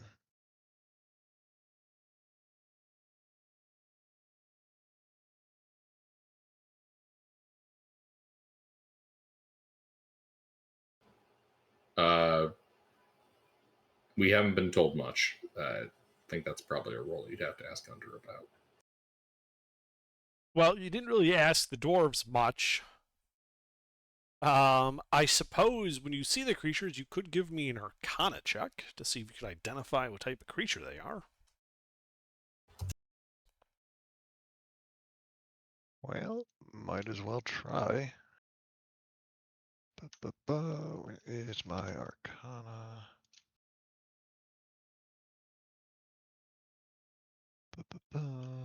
+4.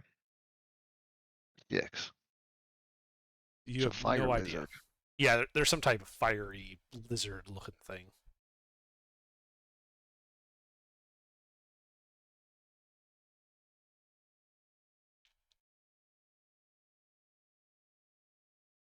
No, they're occupying the dwarf mine that we've been sent to, check out. They're probably hostile. We should kill them.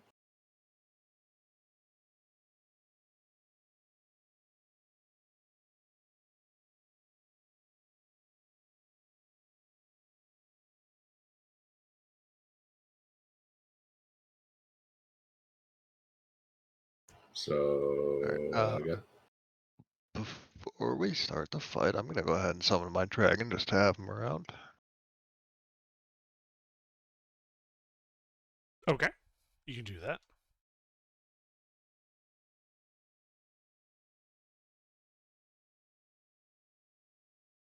That's all the preparations I had to make. So you're just running in there then? Is Leroy Jenkinsing this shit? no, sneaking in. Ah, You okay. can have a river shoot them in the back, and I'll, what are those, 5-foot squares? Those are 5-foot squares. I will then need stealth checks from everybody as you guys start moving into advantageous positions. Only a 32.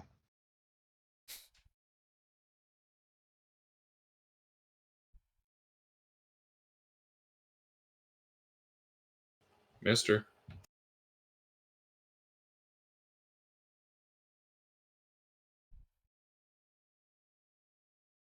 Mister. Yeah, he's rolling. Give him a break. What? Oh, Damn. Patience. sorry. You hadn't talked in a while, wouldn't it? You do have a +10 from pass without trace for making that a 30. So yeah, you guys are able to kind of sneak in here. These creatures do appear to be completely oblivious to your presence. Where in this room would you like to be at the start of combat? There are 8 of these creatures, 6 of them, one each is running each of these blocks. One is at the tool bench across the way, like that long bench. The other is standing at the termination point of the 2 rails, like he's looking over and supervising the big pool of molten iron. Would you like me to put something on the map to indicate their positions? Yes, please. Okay. I think I have a good idea where they are, but, better to confirm.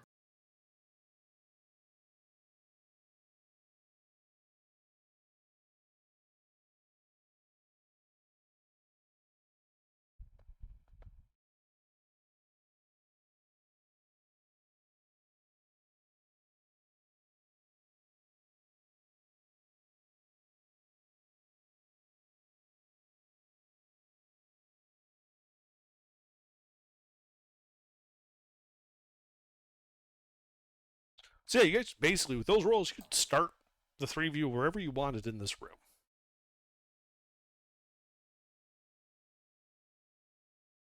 Hmm.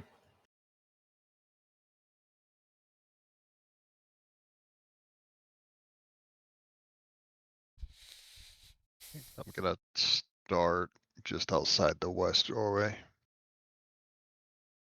Okay. Yeah, that's that chamber that had all those fine gossamer threads strung all over the place. I thought we were in the west doorway. No, you're in the South east doorway way. then. Yeah. East. Yes. Yeah, the bottom right of the image. That's the way you came up. Okay. Yeah, Slither, I might make a recommendation. If you stick yourself on the southern area, you and the Drake could kill those 3. I could stick myself down by that table over at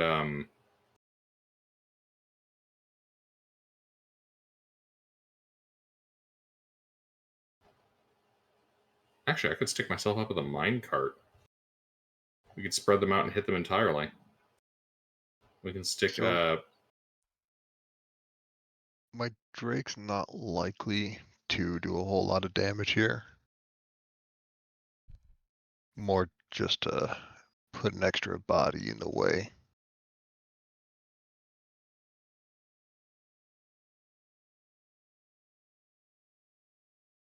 All right.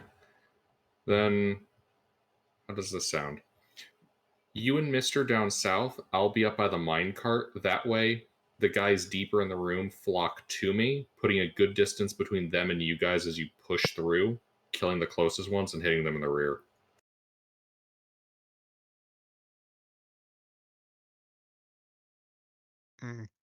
Okay.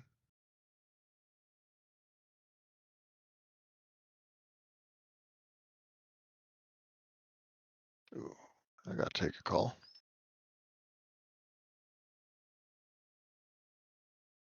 All right, then. I might want to take a short interlude.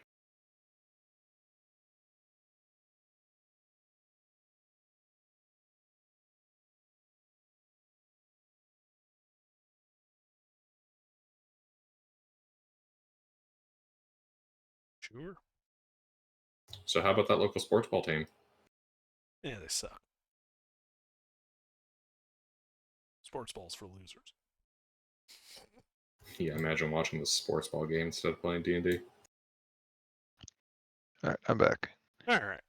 So where are you guys? So we got Hebron starting up by the minecart, Rivers starting by that south entrance, and Giuseppe's being where? I was thinking also in this one. Huh? Where do you want to be in the room, mister?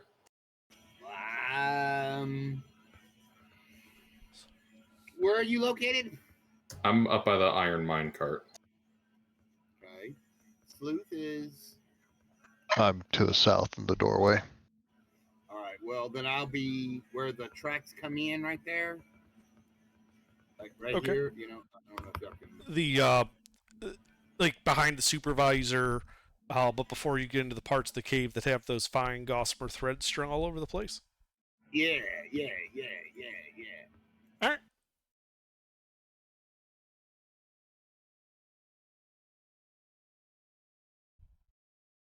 Well, then I think. Oh, sorry. Then I think we should roll initiative there.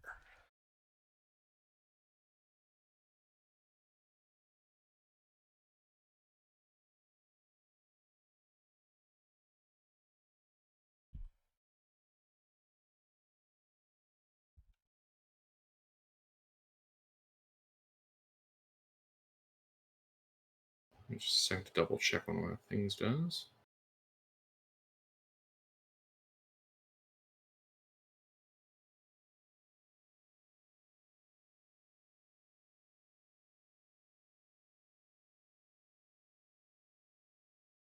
There are other numbers, guys. But I like 3. I meant 14 and 12.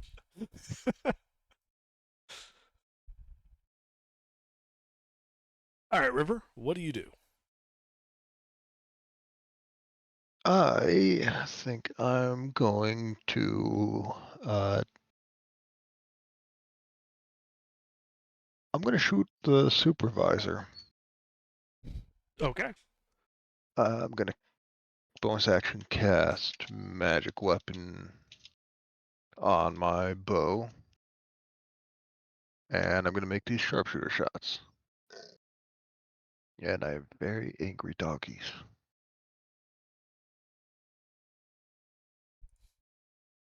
The 16 hit. A 16 barely hits him. Wonderful.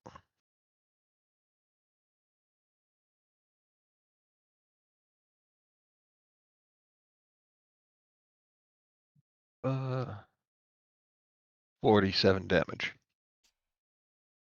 Yeah. So like he gets hit once, kind of grasps the arrow, gets hit again, and just tumbles forward, disappearing into the pool of iron that he was directing the crane over. I'm gonna tell my Drake to tackle that one in the middle on the south end by the forge. Okay. Is that grapple? Yes. What Okay. size are these? Medium. Yeah, wonderful. My Drake no longer has disadvantage on these. Indeed. All right. Looks like he grabs it. Yes, and he doesn't have multi-attack, so that's all he can do right now. Okay. Hebron.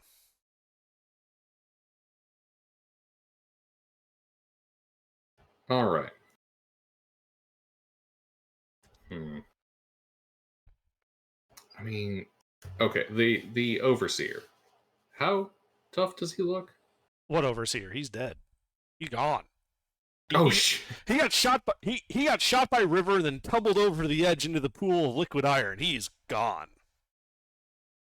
All right, all right. Here's what I will do. Under. Mm-hmm. I will advance forward and Forward hit which that way? first dude on east. Hit the first Okay. dude on the smelter. All right, yeah, the closest one to you on the smelter. Got it. Roll to hit. That does not hit him.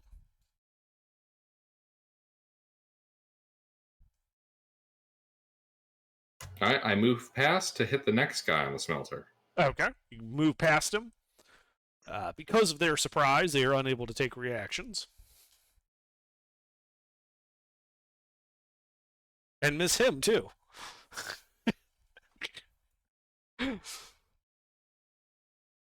I then move past him. Okay. To the And third I one? shield. Yes, and I'm going to shield bash him into his smelter. Okay. Like into the smelter itself, so he stays up or over the edge into the pool of liquid iron? Like, bounce him off the front of the smelter. Okay. So you don't want him going onto the pool of liquid iron. No, no. All right, well, here's his acrobatics.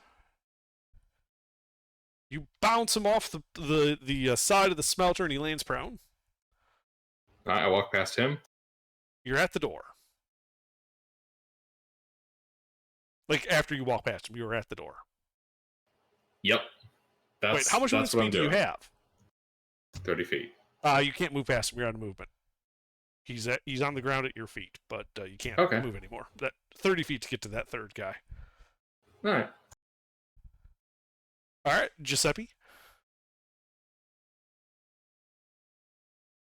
All right. How many are dead? Two? So the one that was like close right in front of you, that supervisor guy, he's dead. He got shot. He got assassinated by River right off. Yeah, he fell in the water. Yeah. In the lava. So if you go to the north behind Hebron, 15 feet to the closest guy manning the smelter, or you can go south to the smelters by River, 15 feet to that one as well. Can I sneak? Do they know we're there yet? Yeah, Hebron just rushed past one. One guy just got shot and fell, and they are obviously surprised, but they know, you know. Oh, I'm gonna move that. Yeah, I'm gonna move that one and stab him twice. Okay.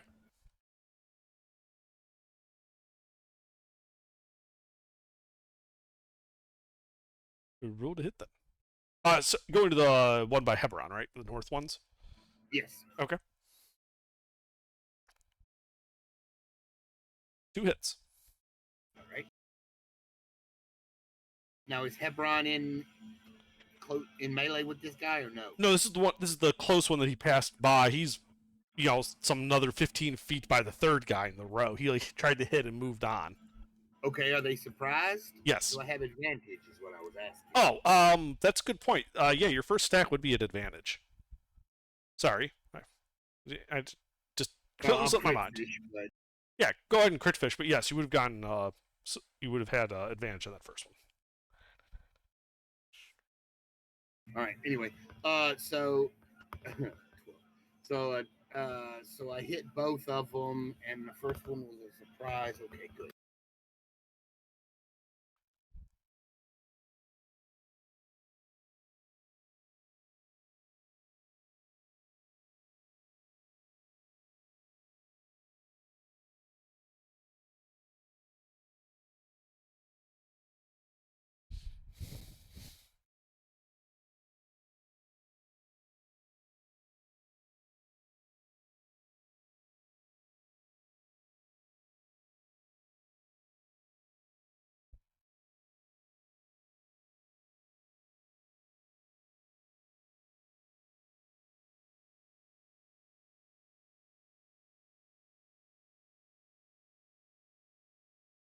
28 points of magical, radiant, piercing damage. All right, yeah. You run over there and you hit him, pumping in your magic and your of your smite, and yeah, that just absolutely bludgeons and pierces him to death. He dies at your feet. You can see his body starting to turn black like coal, like a log that's been burned up and is now just embers.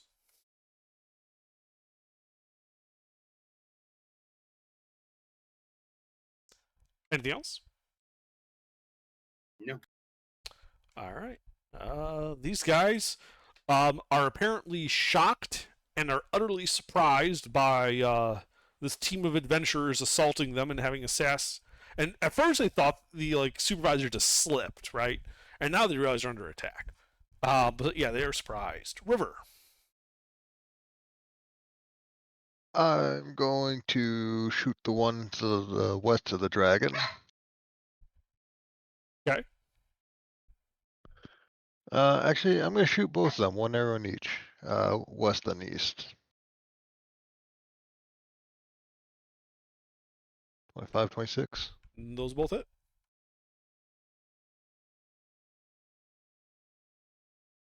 Or 23 and 20 damage. All right, the one that gets up with 23, that one to the west. Yeah, he takes that. You hear a bonk as he hits the back of the smelter and just falls to the ground. Bits of him coming off like embers and broken bits of char. The one off to the right, though, that you said to the right of the dragon. Yeah.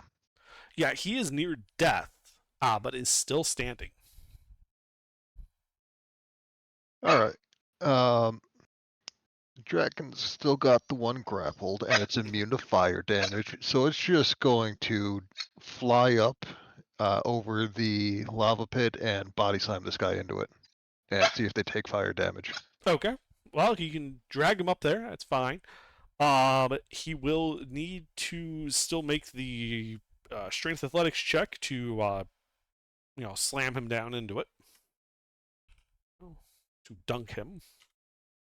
Oh, it's not dunking. He's immune to fire damage, so he's just belly flopping on top of this guy. Oh, I gotcha. Okay. Yeah.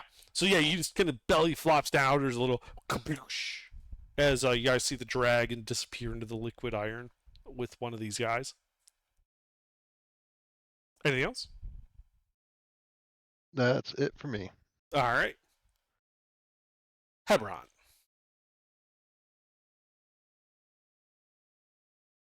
All right.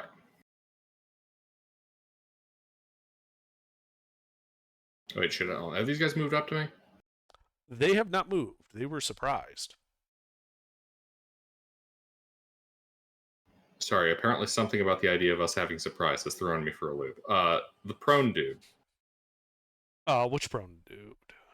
The one in The front one of I you? shoved into the that's me. Okay, yeah. Stab. All right, you have advantage.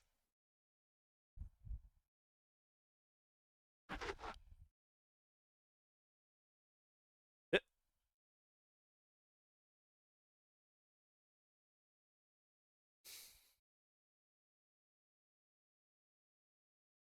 All right, well, he is hurt by that. Stab him again. Hit.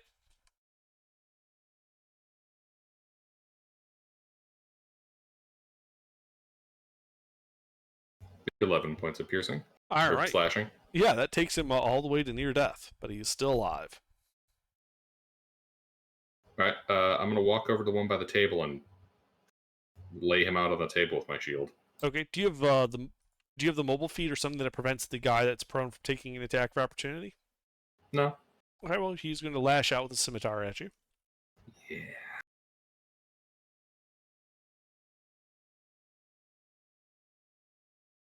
No. Okay. Yeah, you walk over to the guy at the table. Bam with the shield.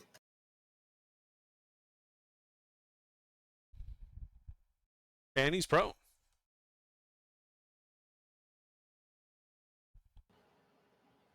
Yep. That'll be all I do for now.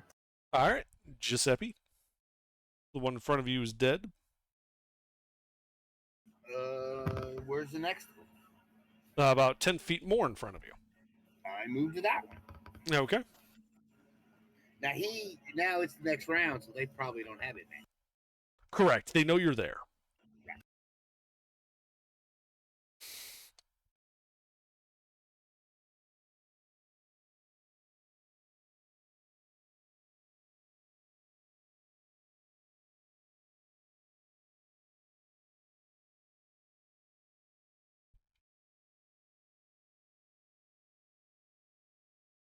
Two hits.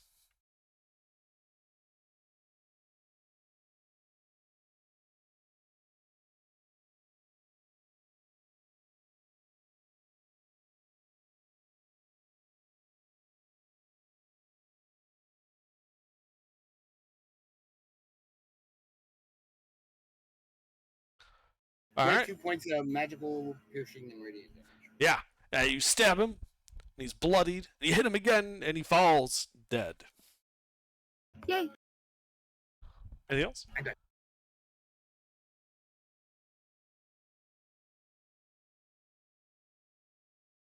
Okay. Let's see these guys. Well, the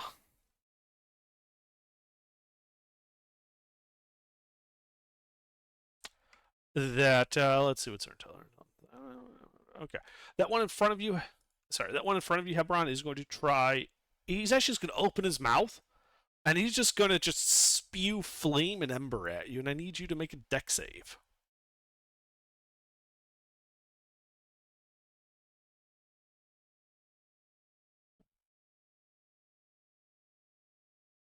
Hebron. Yep. Dex save.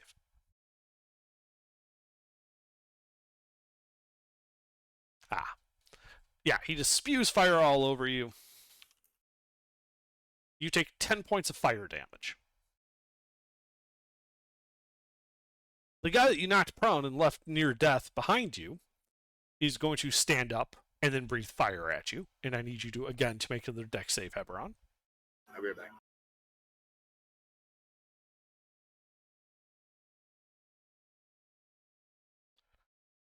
Under? Yeah. I did a slight stupid. Yeah. My dex save is not +3, it's +7. So that would be a 13. So you would take half that. You take 5 points of fire damage. Alrighty. And then I need another dex save because the other guy behind you is spewing fire at you. Yeah, I completely forgot for a minute that I spent that feat to get proficiency. No worries. Hey, you also take half of this one. I will interpose my shield to take none. Ah, excellent. Okay, so you take none from that guy. He makes a rude gesture and then jumps into the lake of iron. Speaking of, in that lake of iron, the that guy River is just gonna start trying to stab the shit out of the Drake. Mm-hmm.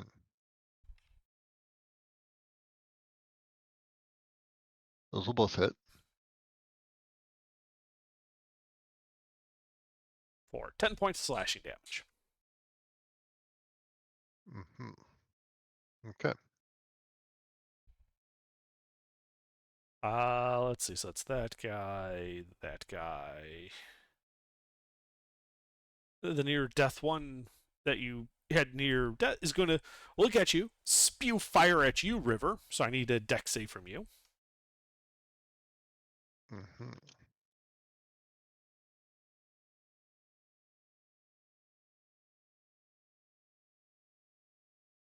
All right, so you managed to dodge half of it, taking only 4 points of fire damage.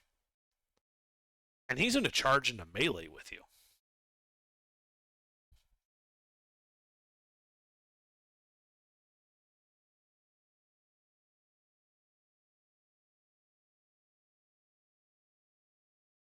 Okay.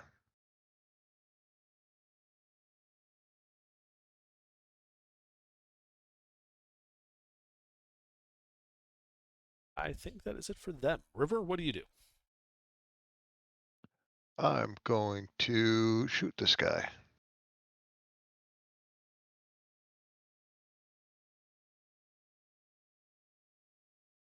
disadvantage since he's in melee with you. Disadvantage, but I've got plus 12, so I like my odds. You miss. I just had to say something. You did. I'm gonna do it again and not miss. Hey, you didn't miss this time. I don't think he's capable of surviving this, but He, in fact, 12. was not. He be dead. Alright. And then I'm going to have my Drake throw the one it's grappling back onto land, because apparently they don't care about fire damage, and neither does my Drake. Okay. Well, that is a contested strength check. Oops, not D10. All right, yeah. The Drake surfaces, tossing with like a leaden clang.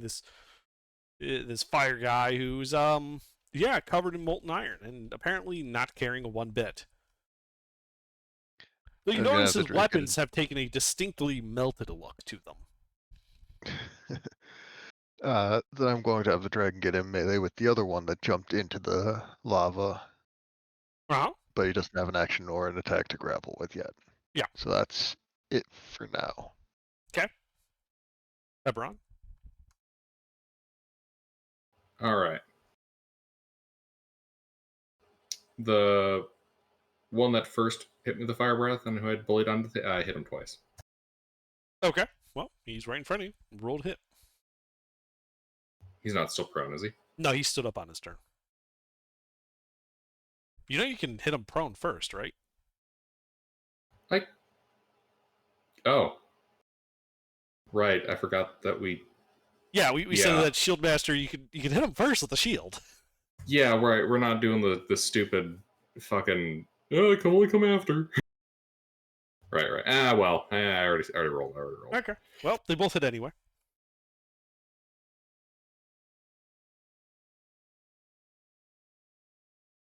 All right, he is bloodied. Bonus action, second wind. Uh-huh. I am a little injured from earlier.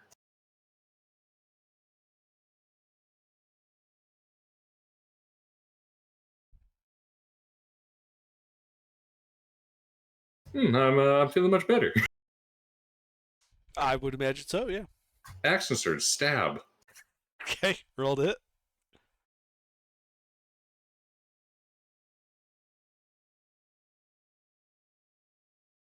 Hit.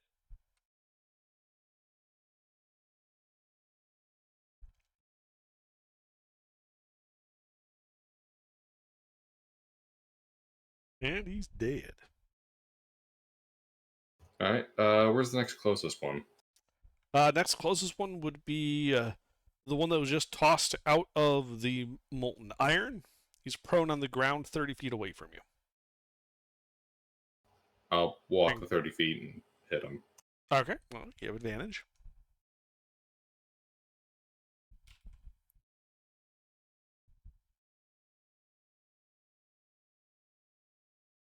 Miss.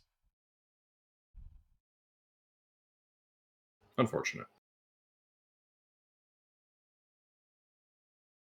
Anything else? Nope. All right, Giuseppe. How many's left? So there's one still in the pool of iron, and then there's the guy that the Drake threw out of the pool of iron who's prone on the ground 15 feet away from you. Covered in molten iron. Are we killing them all, or what? They're lizards I'm made gonna of fire. I don't think we have much to gain by interrogating them. All right, I'm gonna walk over and kill the one that's laying prone. Okay, you have advantage.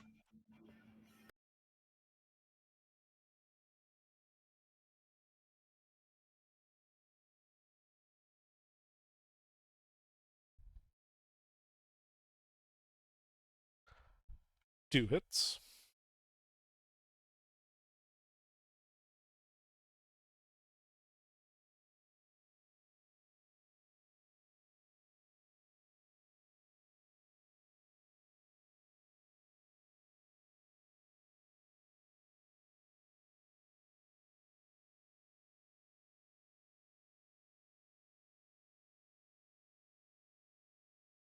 19 points of radiant and magical piercing. Yeah. Well, you bring him to near death. Though the fact that he is covered in molten iron means that when you hit him in melee, you take 2 and then 6 points of fire damage. Okay. You're basically stabbing a guy covered in literally molten iron.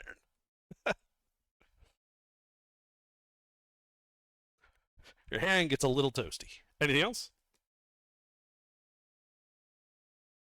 Nope, that's it. All right. Okay, these guys. And is Gilbert here? Yeah, I'm here. Okay. I thought you said you stepped away. I was just making sure. I have been a little sidetracked lately. Because Sorry about behind you, a creature appears suddenly. And then tries to bite you. Here we are again. Here we are again. Does a 21 hit you from the phase spider? Just fucking barely. All right, you take 3 points of piercing damage. And I need you to make a con save against poison.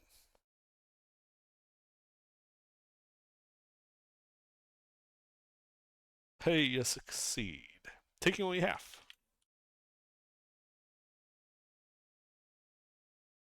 So you take 11 points of poison damage. Yeesh. And that's when the other one appears. This one, Fuck. behind Giuseppe. Giuseppe, does an 18 hit you? Mister? No. All right, yeah, he missed. One of these spiders just appears, takes a bite at you, and misses. All right. Then we go to the fire guy, who's still. That guy's still alive. Well, he's a molten iron, and yeah, he's just gonna spew fire at Giuseppe. I need Giuseppe to make a dex save.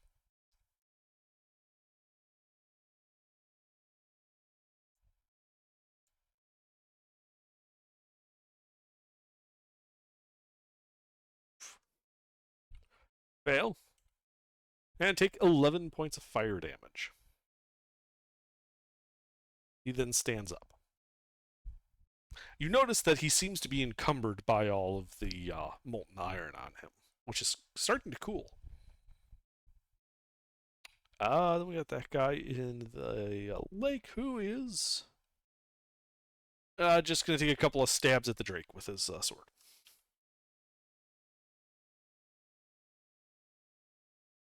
Does a 12 hit the Drake? No. Armor class 18. Okay, well, he missed. River, it is your turn. Are those spiders still there? Yes. I would like to double tap the one that is in melee with Hebron. Okay, you can do that. Roll to hit.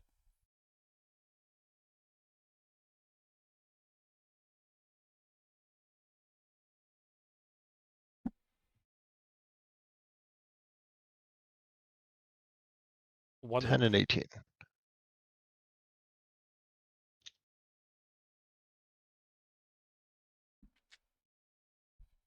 $22. All right. That bloodies him. All right. Then I'm going to have the Drake grapple the fire lizard in the lava. Okay. Go ahead and try. And he fails.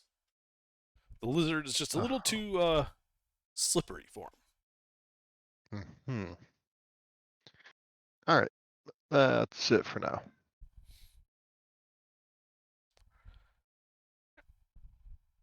All right, Hebron? Is the fucking spider still there?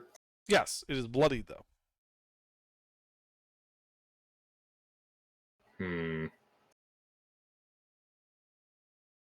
How close is it to the fire pit? It is 5, 10, about 10 feet. I bully it. I bully the shit out of it. I replace an attack with a shove. Okay. I believe it's contested strength. Yes. It is a large creature. Well, Gilbert, in the wise words of, for once, a cornet berserker, fuck it, turn one charge, fuck it, turn one charge. It just kind of like looks down at you, just moves the leg out of your way.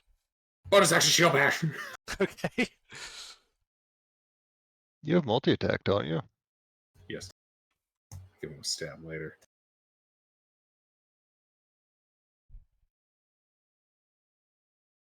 But yeah, we generally let you break stuff up like this. It's fine.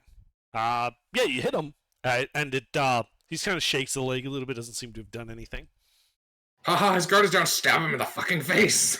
Roll to hit. Hit.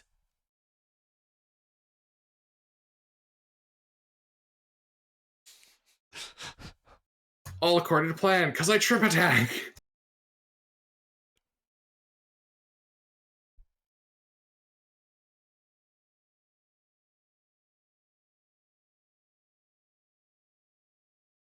Okay, well, he's near death. Does a 13 pass? No, he's prone. He falls prone.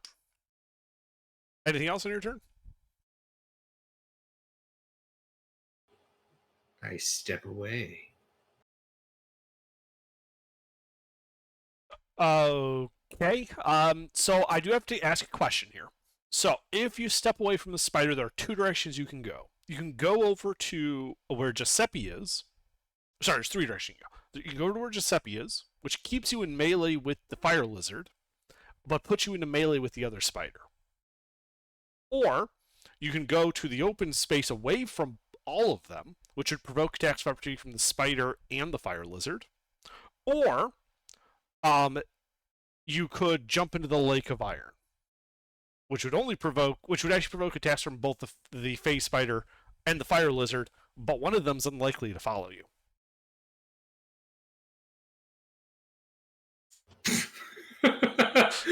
I'll know step that- away, provoking attacks from the prone spider and the fire lizard. Okay. That molten iron deer sounds pretty good, Gilbert.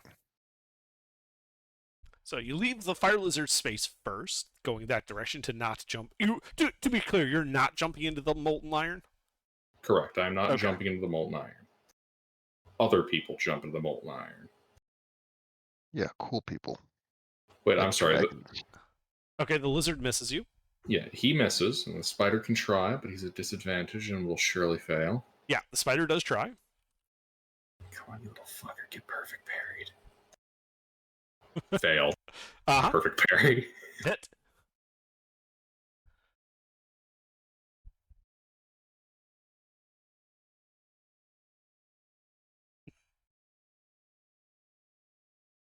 And the spider is deceased. Alright, that's my shit. All right, Giuseppe. Oh, okay. So you're in melee with the fire lizard and the cooling bit of iron, and the face spider behind you.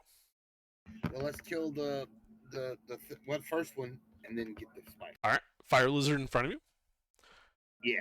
All right, rolled hit. He's near death.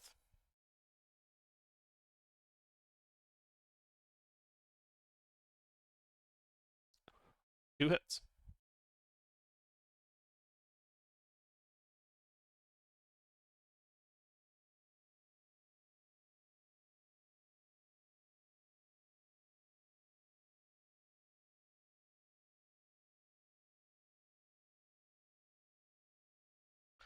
So that is enough to kill him, but I do have a question. How did you get the sneak attack? I don't have sneak attack. Oh, you smited. That's what the 2d8 is. Yeah. Oh, okay, okay. Sneak attack's D6. Ah, that's right. Yeah, yeah. Okay. Yeah, I keep thinking you're a rogue. So I'm like, sneak attack. Where'd you get that? Anyway, yeah. So I yeah, am a That's the rogue. I'm secret, just he's not both. high enough level. I know. That it's hard. I just keep forgetting that you have both smite and sneak attack. I'm used to characters only having one or the other. Anyway, yeah. So you smite him, breaking the shell he's in and cutting him in half. He is very dead.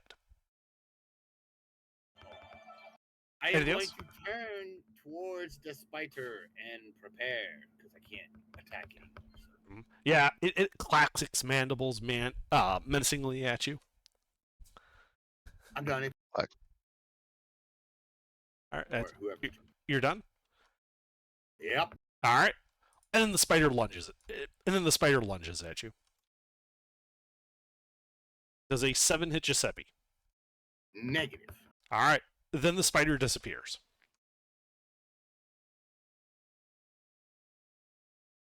All right, then we go to the fire lizard. This fire lizard is gonna stab the shit out of the Drake.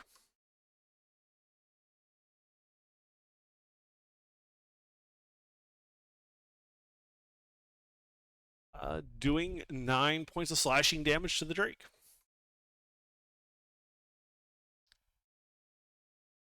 Ouchie. Yeah, River.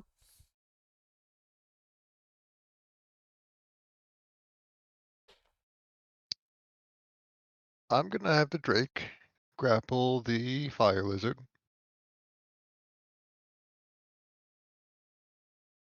No, you're not.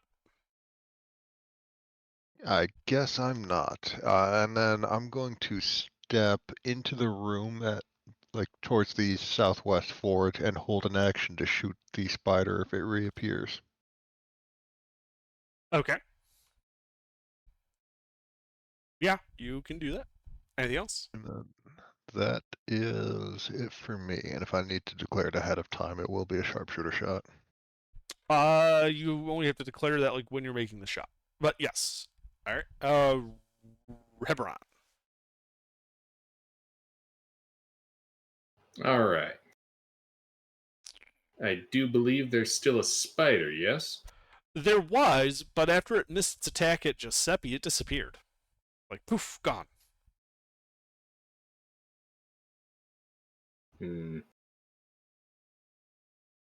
I don't like this spider. He's a bad, bad spider. Invisible spiders are kind of nightmare fuel. Huh? So here's what I'm going to do under. Mm-hmm. I'm going to go over and stand there by Giuseppe. Okay. And I'm going to ready me action.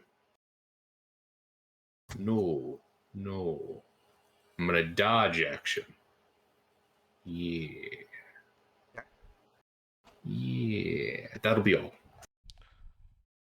Right, Giuseppe. I prepare to take an action if a spider appears. Well, you do have to declare what action you will be holding. I'm gonna stab it. Okay. Anything else on your turn? No. Okay. The spider appears next to you, Giuseppe. Which will set off your thing. Just remember, 1 attack. You do notice that it seems to have repositioned itself slightly so as not to be in melee with Heberon. It didn't really trust him. What? Yeah. And then River gets a shot. Can't possibly imagine why a Giuseppe spider hits. wouldn't trust Heberon. Oh, I hit? Oh, You hit, as did River. Yeah, 13's its armor class. Only 18 damage.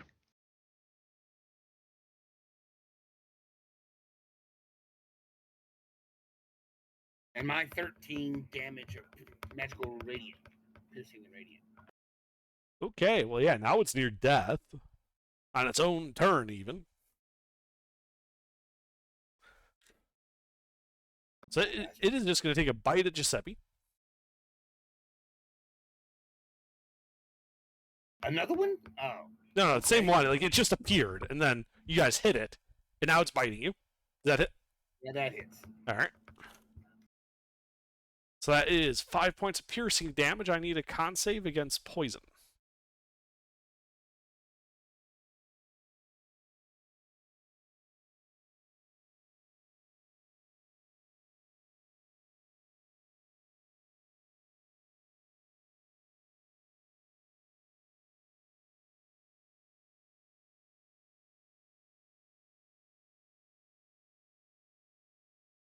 All right, passes for half.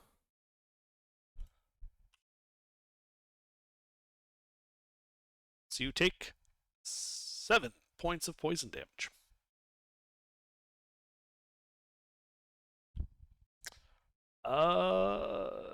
Yeah, it's not liking this. This is bad.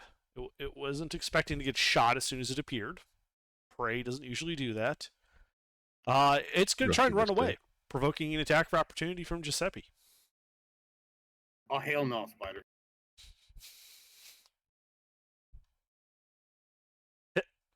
Hell no, Spider.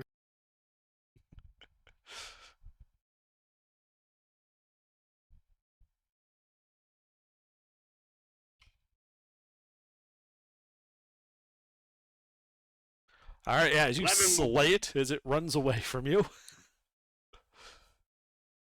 And then the fire lizard in the magma, in the iron, is going to stab the shit out of the Drake. I will speak correctly one of these days. That 20 hits. Dealing 10 more points of slashing damage to the Drake. Mm-hmm. The Drake is pretty badly bloodied. Mm-hmm. Well, it is now your turn. The Drake is going to just bite this thing on the scruff of its neck and try and grapple it. Okay, grapple it is. It grapples him. And he's going to pull it out of the molten lava. Okay. And I'm going to shoot the crap out of it. All right, yeah. It pulls it up so you guys can actually see the thing. One hit. Yeah, you shoot it. There's like a twitch and it goes still. It is dead. And you guys are out of initiative.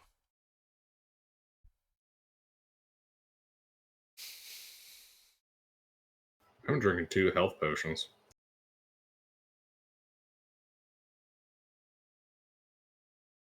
Okay.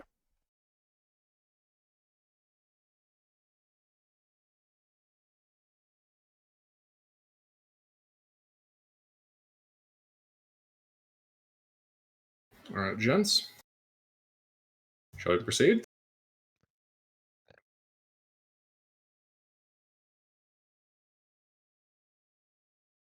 Or art thou giant ninnies?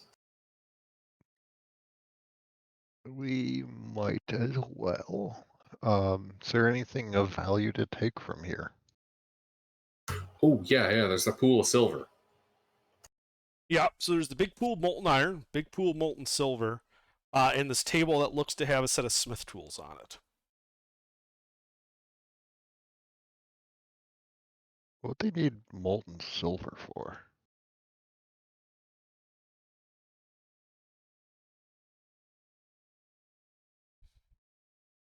Like, they're not smithing with it, are they? Well, they weren't, from the looks of it.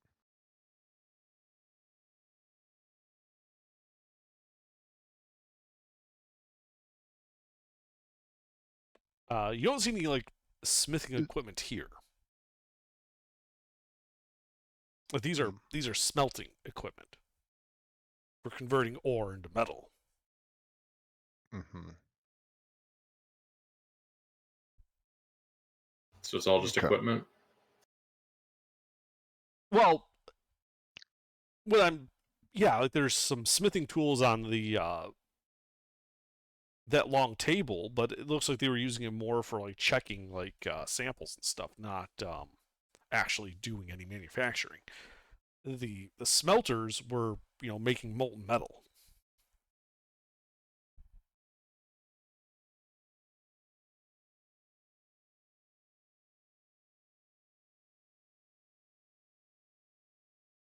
So is the Uh, concept of alloys like a commonly known thing among smiths in this world? Yeah, bronze is an alloy. Is iron and silver anything No, aside from a mess of metal? it's just a mess.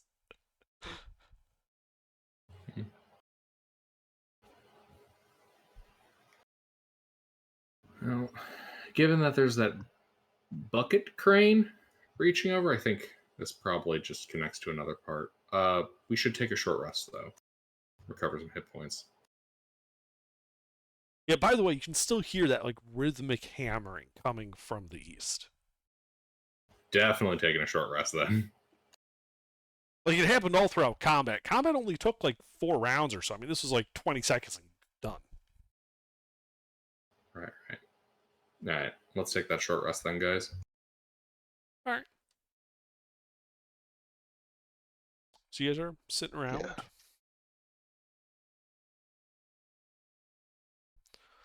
After about 5 minutes or so, hold on, you haven't finished your short rest yet. Don't go rolling anything. Don't worry. I can see where Discord is telling me that you're rolling stuff.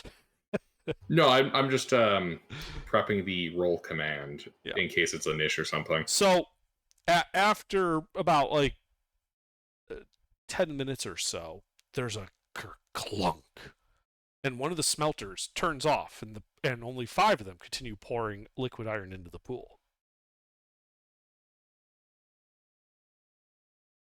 Another 5 minutes goes by. There's a clunk, clunk. 2 more turn off. Another 5 minutes. Would it mess with our short rest to keep those going? Yes. They're turning off because they're out of ore. You'd have to shovel more ore in, which is hard work. Okay. I can do it. I'm only missing 2 health. I'll be fine. All right. I'll keep resting. And you're going to be trying to feed all 6 smelters yourself, River?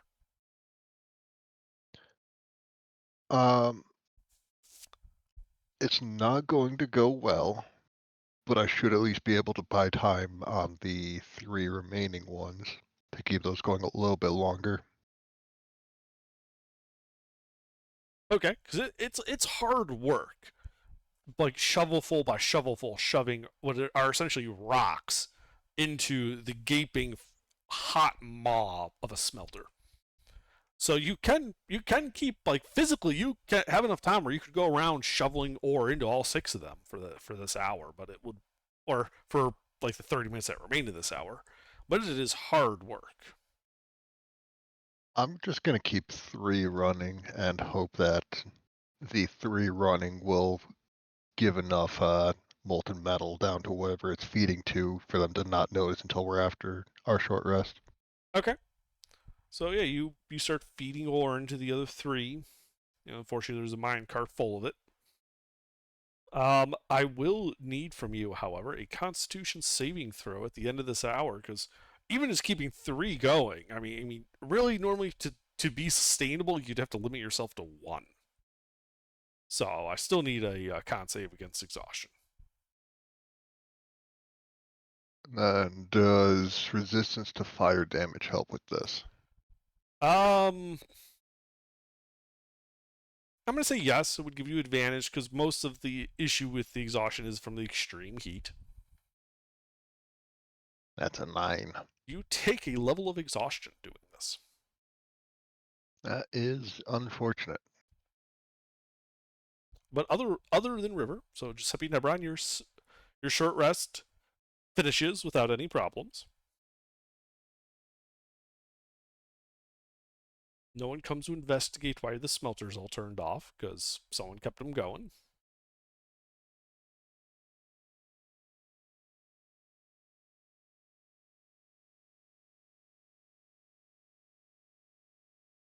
Yay.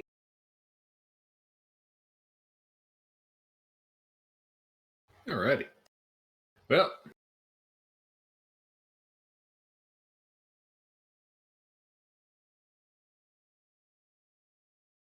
Oh, my Drake gets hit dice. one moment, I'll be right back.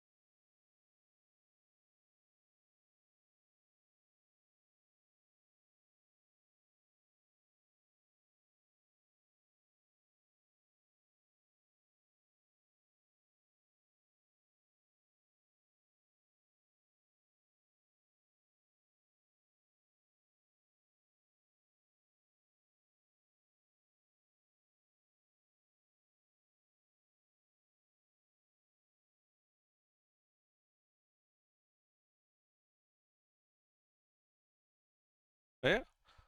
You guys take a short rest. The heat making you all sweat, but you're able to recover a bit from your strenuous fight.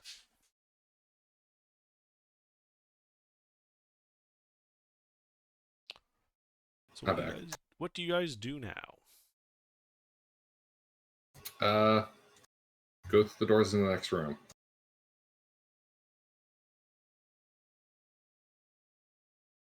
What do you now? Yes. Alright. You open the door, revealing a 25 by 15 foot chamber. Racks of arms lay in neat rows, looking utterly, of dwarven make, but untouched by these fire lizards. A big heavy door is set in the southern wall, and 4 armor stands stand against the north wall. What you can see, everything in this room, all the weapons and armor, are made of adamantine, or coated in it.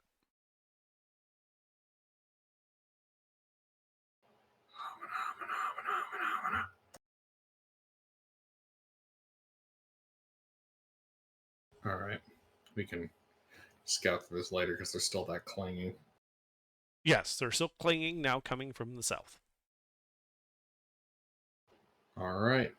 Through the door. Okay. You throw open the door.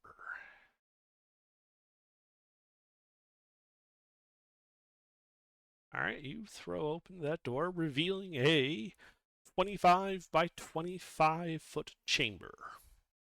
2 large anvils set into the center of the room, flanked by pools by what look to be iron ingots on one side and 2 pools of that molten silver on the other. 4 fire lizards are working, 2 on each anvil. They've got like hammers that are taking like alternating turns hitting metal, which is what that clanging sound was coming from. And you can see another fire lizard. This one very clearly standing like almost as if to supervise, looking over these guys' work.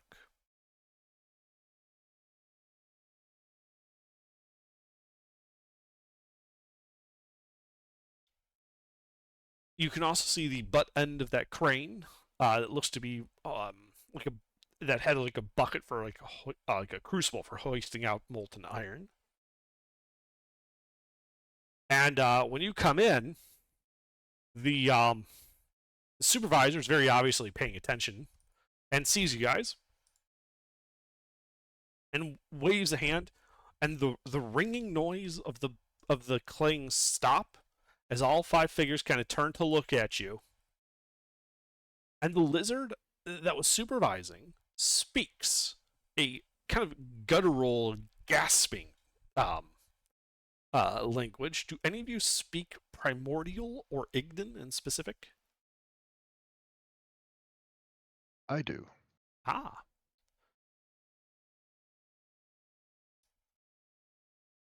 Well, the lizard says in a somewhat heavily accented, but it's clear enough Ignan. I am the great flame keeper of Immix. Who the hells are you guys? I'll pass along to Hebron and just act as translator for those two. You're not dwarves. I can see that clearly. What are you? And why are you here in our forge? Hebron, they think we're dwarves. What do we tell them for why we're here? Well, I'm here to work adamantine onto my armor and sword. Alright. Also, we were sent by the dwarves, but we gotta purge these guys. Yeah, Any bullshit? I'll yell back that we're here to smith adamantine.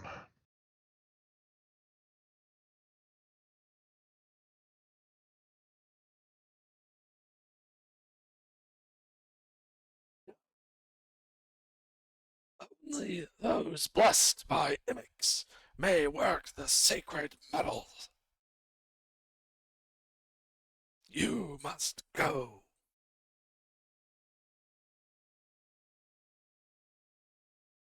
If we cannot smith the sacred metal, is there someone here who would be able and willing to do that for us?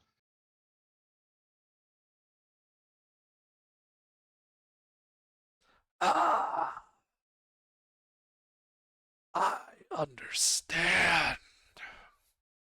My apologies for my abruptness. Yes, for a suitable donation, we will work the sacred metal for you.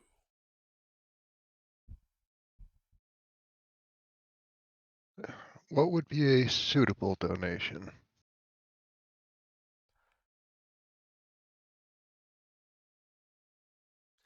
Gems and blood.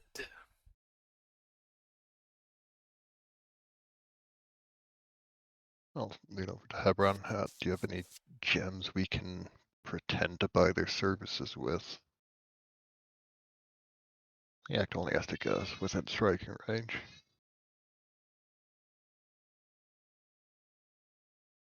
You do know how to forge adamantine, right? I mean, I have smithing tools under. That should be enough, right? You believe so, yes. So we can either I pay these guys in believe gems. so.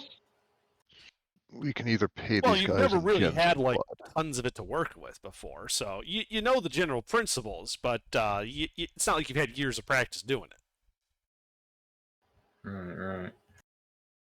Well, Sleuth. Mm-hmm.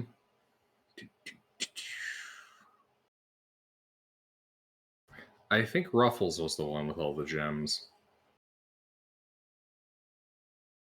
You mean you And gave even the then, rogue all your party wealth and he absconded with it? Shocker right there. not all the party wealth, but the gems. The shiniest of shinies. I do have some diamonds, but not a whole lot, and I don't know if it's going to be enough for their services.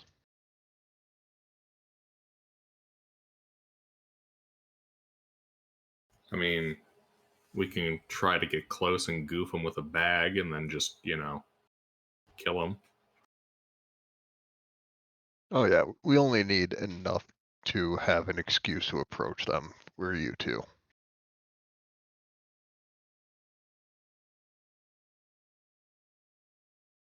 take a look through my inventory here.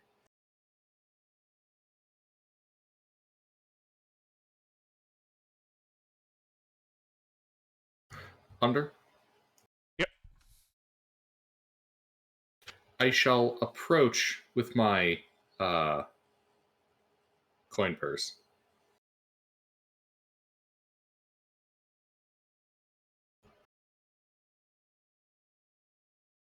Does he allow me to get close? He extends a hand, palm up, as if waiting for you to place the gems in it, while kind of looking at you in an imperious manner. It is imperious for Alright. fire lizards. Alright. I shall place the bag in his hand, Okay. and then... The bag immediately catches fire. Alright. Fire lizards. And then... Yep. And then in that moment, he would logically direct his gaze. Mm-hmm. Well, yeah, he bring it into him. His arm is bending. I shall reach and draw my sword. Okay. Make a sleight of hand check, Eberron.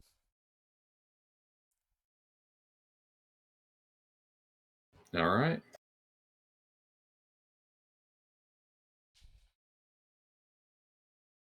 Bless me, dice.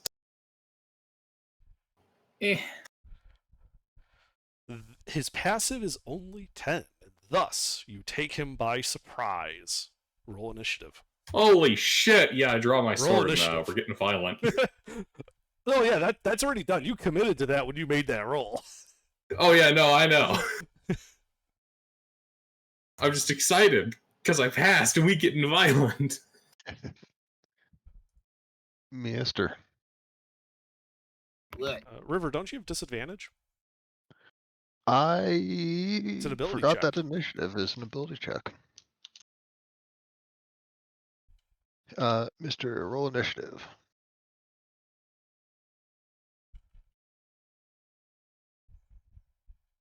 I'm a little amused that the ambusher maneuver only made me tie with the dude. Dang. Oh well. I win the dex check, the dex tie. Mm-hmm.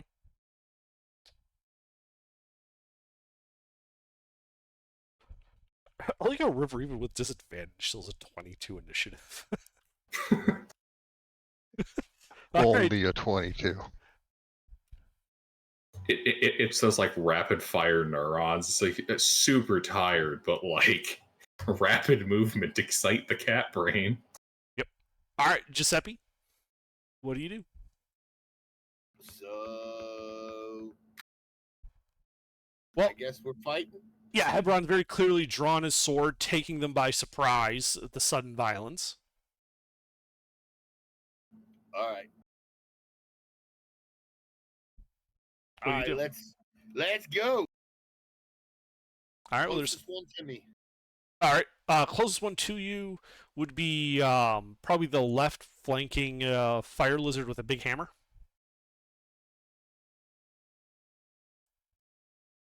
Okay, then let me move over to him then. Let me actually. How far is he? I'm kind of Let's weak. see. I think I'll. That would be 5, 10, 10 feet. That's why I go first. Okay, so he's 10 feet away. Yes. Okay, well then I'll hit him with my whip from where I'm at.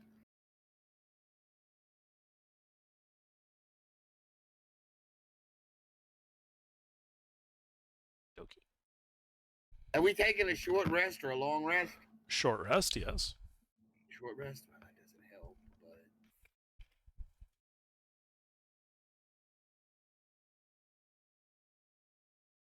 All right. 2 hits.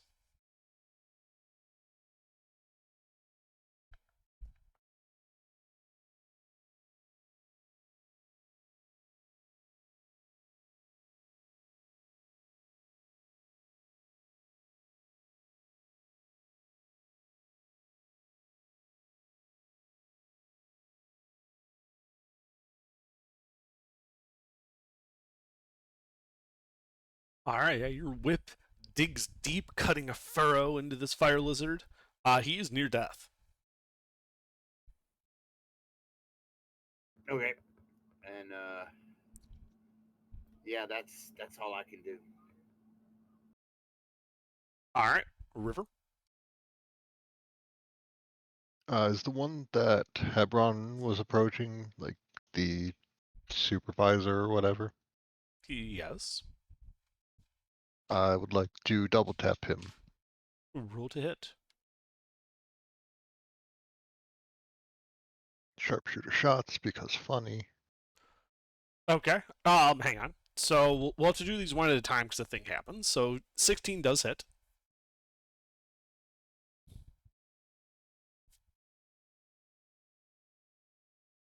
Oh, All right.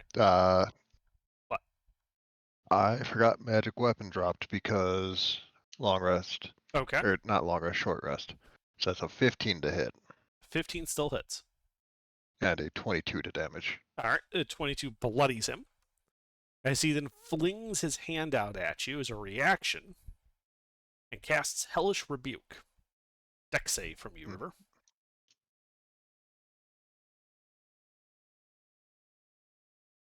18. All right, you pass, taking half damage. So you take 14 points of fire damage. Reduced to 7 because fire resistance. Okay. And then your second shot hits him.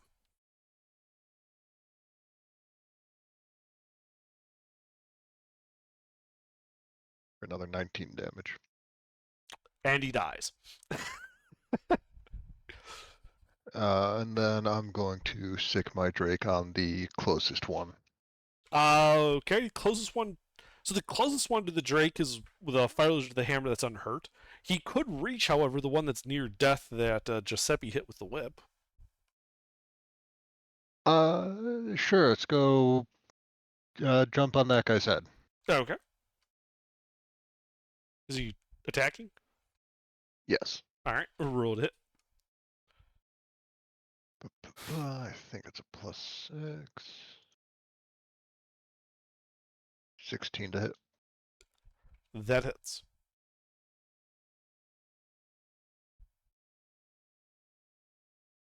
Four. Dead. He had 3. All right. And find the next closest one and get melee with him. All right, yeah, you can do that. Just following along on that left side there. All right, that's my turn. All right, 2. Well, the corpse twitches a little bit. Hebron. All right, the priest of was it Imix is still up? No, he's dead on the ground. Okay, all right, he is dead. All right, in that case, I shall just move down the group, whoever's going to be closest. All right, that would, I mean, pick one basically. There's 3 of them. They're all in melee with you. All right, I'll start with the one on my right.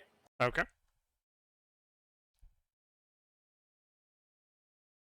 Two hits.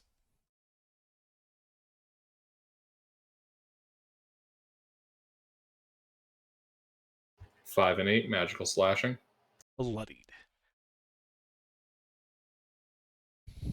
All right, bonus action, knock the one in the middle prone. Okay. He's prone. That's all. Okay. Guys with big hammers. Well, they're all going to take a swing. They're all going to take a swing at you, Hebron.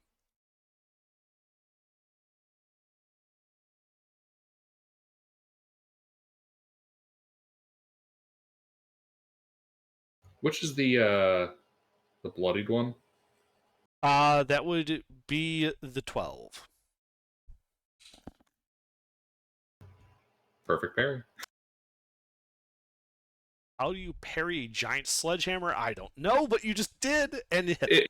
It's the riposte, you know what I mean. I know what you mean. It's just I just imagine like you're like one of those like classic Three Musketeers movies. You're like carrying a fucking sledgehammer when three of the guys like have surrounded you, are using it at you. And then just managed to Easy explanation. stab him in the side, and he dies. He's playing Dark Souls. Yeah. Just fucking loop around backstab. Mm-hmm. Got those iframes. Yeah. So yeah, you parry his sledgehammer, stabbing and killing him. Then at Inish 0, the back door to this forge flies open, and you see another River. You can hear him because he's yelling out in Ignan. Why have you? What the in the name of him? Intruders! Kill them all! Kill them! And you can see that there are maybe 9 fire lizards total, including the guy who threw the door open and now standing inside of it. In that room, beyond Giuseppe.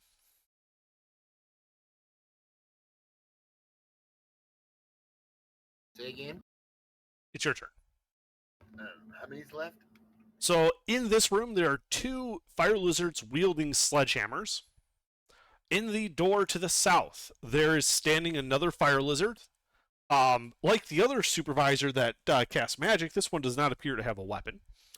There are 8 more fire lizards in the room behind that guy who appear to be drawing weapons.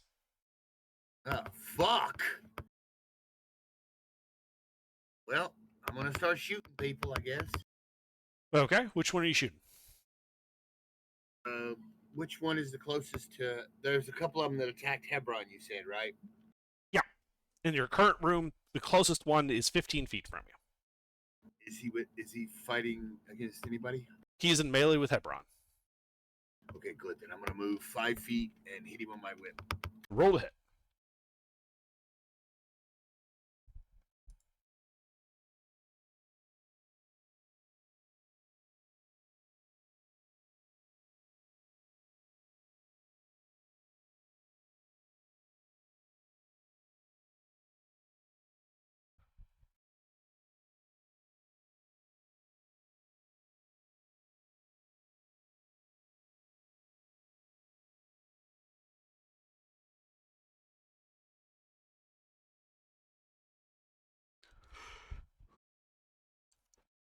Two hits.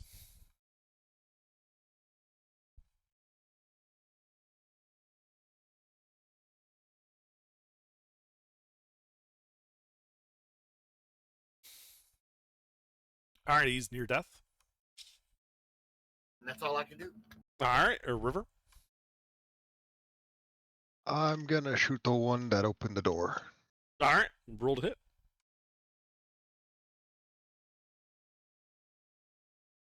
Sharpshooter, because let's go gambling. Just the one hit.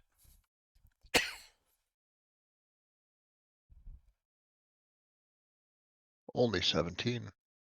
You know, we may want to think about making a strategic retreat. Well, he's going to throw his hands out at you, River, and cast Hellish Rebuke, so I need a dex save from you. Mr. Why would we retreat? Because there are multiple ones of them. So you and take we have 12 no points of fire damage. medicine. Whale points reduced to 6 because resistance. And is the Drake in melee with one right now? That one died. So no. Alright. I'm gonna have the Drake just run over to this guy and tackle him. Okay. He wanted to go through the space of the last guy, the last uninjured hammer guy. That would provoke an attack of opportunity. Can he avoid that if he flies over him? Ceiling's too low. Alright, that's fine. Okay. Well, he's going to swing his hammer at him. That hits by a little bit.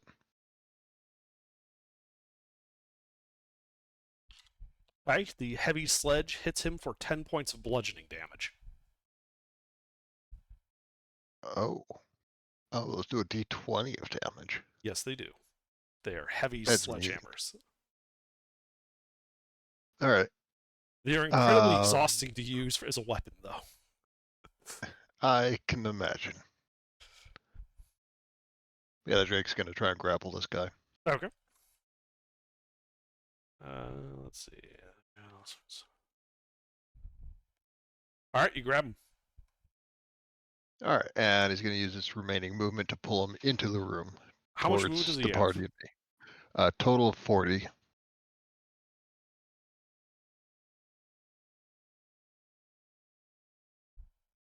He could pull him. Oh, wait, you're at half speed then. 15, 25, 30. He could basically pull him over to where Hebron is in the center of the room. Like into melee with Hebron. I'll take it. Okay. Yes, you drag him over to your melee guy. Literally the entire time he's an Ignan, just sounding completely affronted. Unhand me, you dirty beast! I'm yelling back, "Princess is not dirty." As my Drake is like pitbull shaking this guy, dragging him by the scruff of his neck. Yeah, and still like it's gold dragon, but it's got like, little bits of like iron that are like hardening in it from when it took the bath in the molten iron. So it does look dirty. All right, but that's my turn. All right. Okay. Let's see this guy. Well, since you're the only one who seems to be responding to him, he is going to cast a spell at you, River. Mhm. Wait, How no, rude of him. no, he's not. Mostly because Gilbert is right there. So he's just gonna splay out his hands in front of him in Hebron's direction as a sheet of flame shoots forth. I need Hebron to make a dex save. He thinks he can light the fighter on fire. Oh, that's He's funny. casting burning hands at you.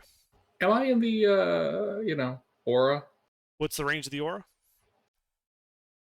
10 feet. Yes. Level 6.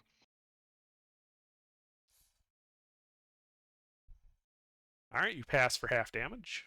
You pass for half. Taking 6 points of fire damage. Has it been? It hasn't been my turn again, has it? Not yet. You're after Okay. this guy. Uh, In that case, I can only raise my shield to protect myself, not raise my shield to completely reduce the damage. Gotcha. Okay. It's a much more involved raising of the shield. I gotta like duck my head and everything. Yeah, you then hear noise come from that room to the south as a 5-foot diameter sphere of fire appears in that open doorway and rolls forward and rams into Hebron.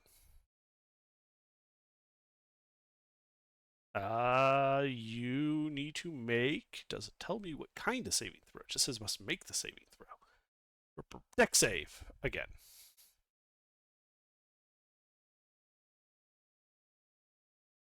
As you dodge for half, taking 6 more points of fire damage. By the way, the fire lizards appear completely unconcerned with the proximity of this flaming sphere.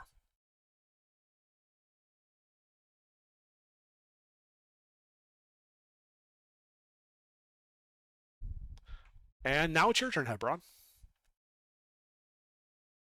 All right, so there is a priest that has just been dragged towards me by the dragon. And is in melee with you, yes. Is it prone? No, just grappled. Shield bash his ass. Okay, you have to beat 13. Yeah, bonk, he's on the ground.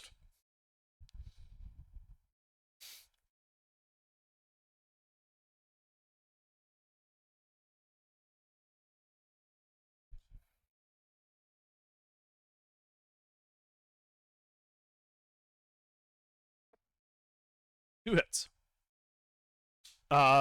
He will cast Hellish Rebuke if he survives the first one. How fucked up is he? He's injured but not yet bloodied. Cool. So roll your first damage, just to make sure it doesn't kill him. So 10. Yeah, 10 does not kill him. So you'll need to make another dex save as he hellish rebukes you. But he is near death after the second hit. That passes for half again. So these guys got real low saves.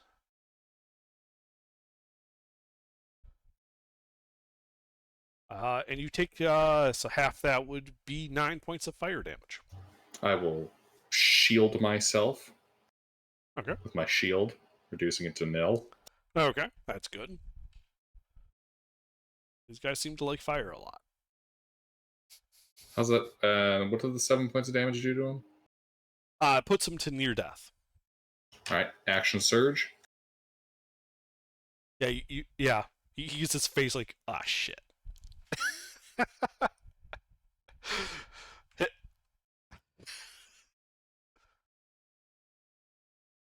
Squish. You only had. Oh wait, no, he's still alive. Shit, he has 6 points.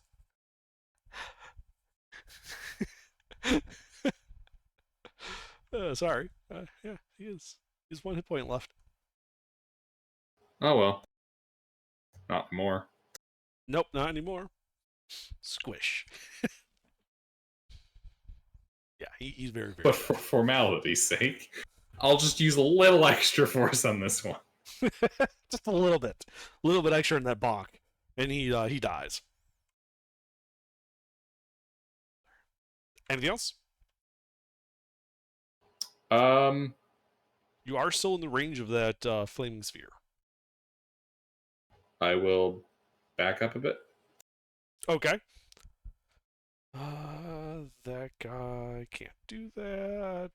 Oh, that guy can. Haha. The near death fire lizard with the sledgehammer can take an attack for opportunity against you.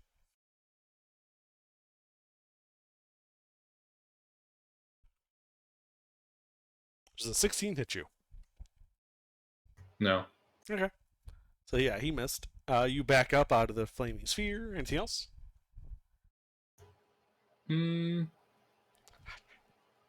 Second wind.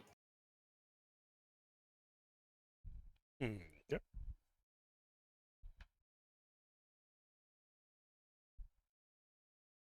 That's all. Wait, isn't the shield bash a bonus action?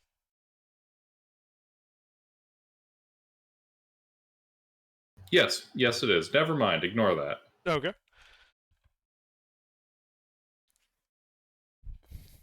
All right. These guys. Well, the sledge guy has a golden lizard in front of him. He dislikes this lizard. He dislikes this lizard. He's going to swing his sledge at a River's Drake. What a fool. And misses horribly. There's a lot of clang, followed by a thud, as you realize that the head of his sledgehammer just broke off from hitting the floor. Absolute buffoon. Absolute buffoonery, yes. I'm yelling that at him in Ignan, just to make sure he knows that he's an absolute goof. Mm-hmm. The other one, the one that's unhurt, is going to give chase to Heberon, moving into melee with him, and then swinging the sledge.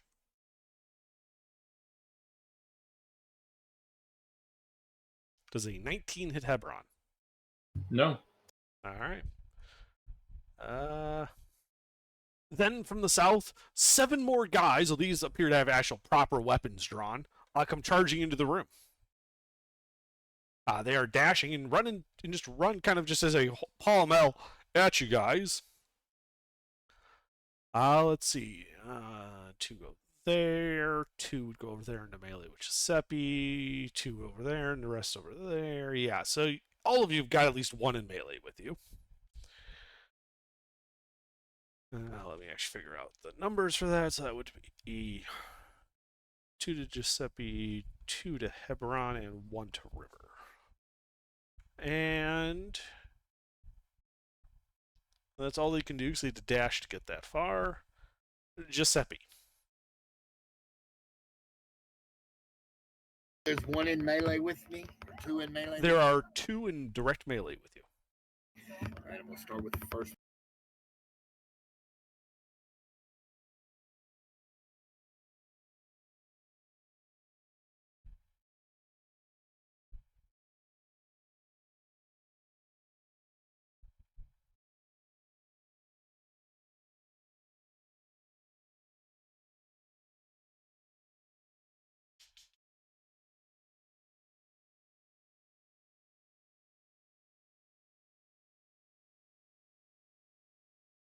One hit.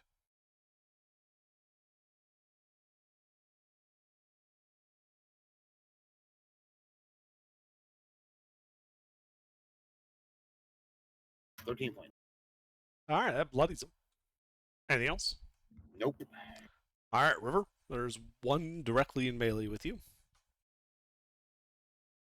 I would like to take a step away from him. Well, he's going to take his attack of opportunity then. He may certainly try. He misses horribly with his scimitar.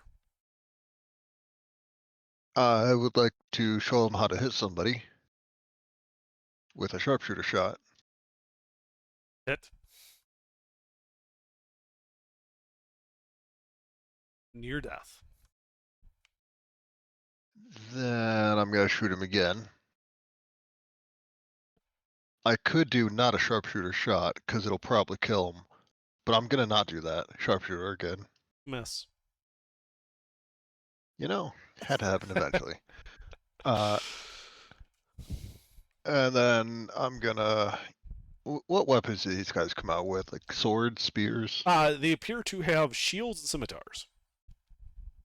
Alright, I'm gonna yell to my dragon, find a nerd without a sword in the other room and drag him out here. And I'm going to try and get my dragon to go in the other room and find whoever cast that flaming sphere. Okay, so your Drake runs over to the door. This would provoke just the Like 5 one. opportunity attacks. No, see, they actually no, it would provoke 3. 2 from the guys fighting Giuseppe. Or sorry, not Giuseppe, Heberon, and 1 from the sledge guy that hasn't moved yet. Alright, his armor is 18. Okay, so we got sword, sledge, miss. All of them miss. This is the guy with the broken sledge, by the way. Really, none of these guys were trained by the ATF. They cannot hit a scaly dog. Indeed. As your scaly dog runs into the room, that takes 15 feet. It'd be 25 feet, and it could then run up to and grapple the nerd, so-called nerd, and it can make its contested grapple. Well, of course he's a nerd. He's a spellcaster. But he is strong enough to fend off your dog. This guy might have been trained by the ATF. We'll have to be careful with him. Alright, but that is my turn. Alright. Let's see. So this guy, he is going to use his bonus action to roll the flaming sphere forward. And he is going to just bonk Heberon with it. So I need a dex save from Heberon.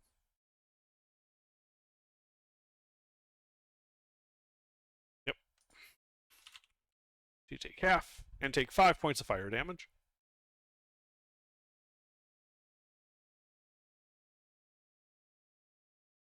And then he's going to attack the Drake. Does a 20 hit the Drake?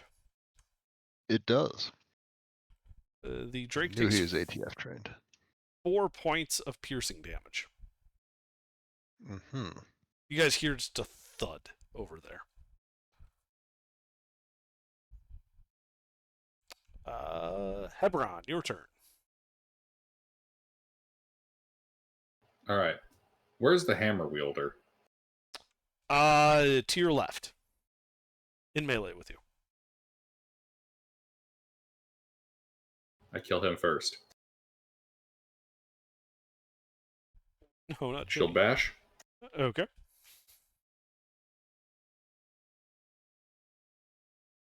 He stays up. Indeed. All right. Attack twice with a sword.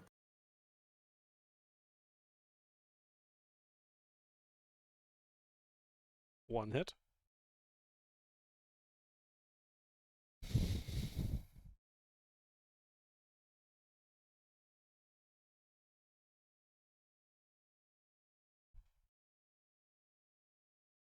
Six points of slashing. Okay, that wounds him.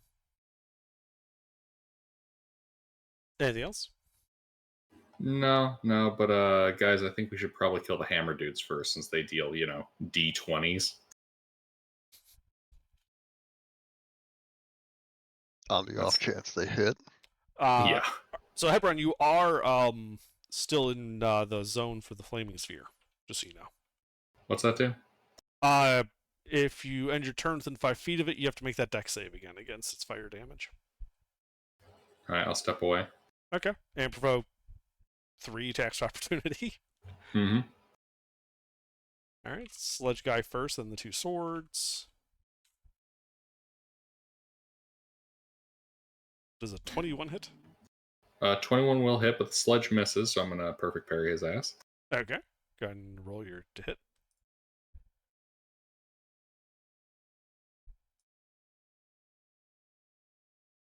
$14.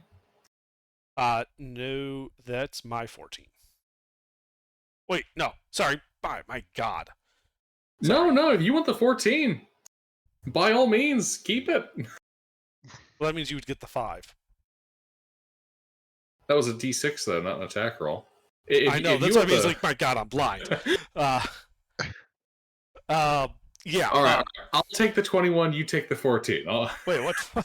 No. All right. So you hit him with the 14. The guy that hits you does 5 points of slashing damage to you. Wait, I hit him with the 14? A 14 hits the guy with. So the guys okay. with scimitars have shields. The hammer guys are having to carry it with 2 hands. They don't have a shield. All right, gotcha.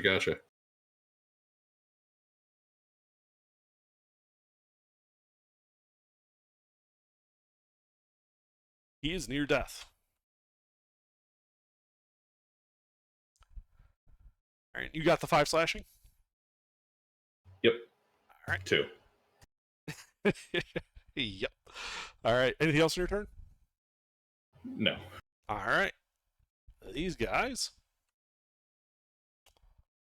Well, those. All right, let's do this systematically. Otherwise, we're gonna get lost. All right. So first up, those 3 guys are gonna just close in on you, Hebron.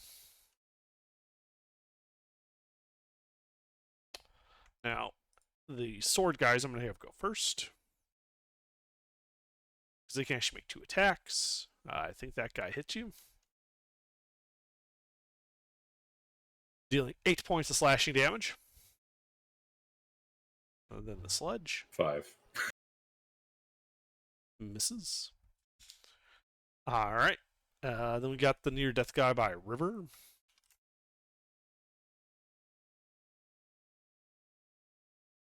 Closes into melee, crits River. I'll allow that 20 to hit, For sure. 7 points of slashing damage. And we got the 2 by Giuseppe. I don't think any of them hit. Broken Hammer guy is going to go running into that southern room at a dash, running into melee with the Drake, but unable to attack.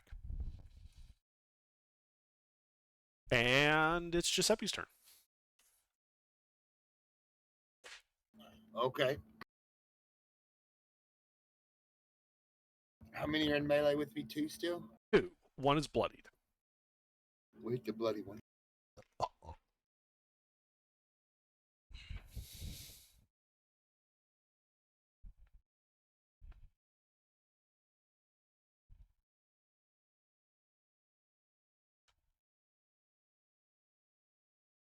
One hit.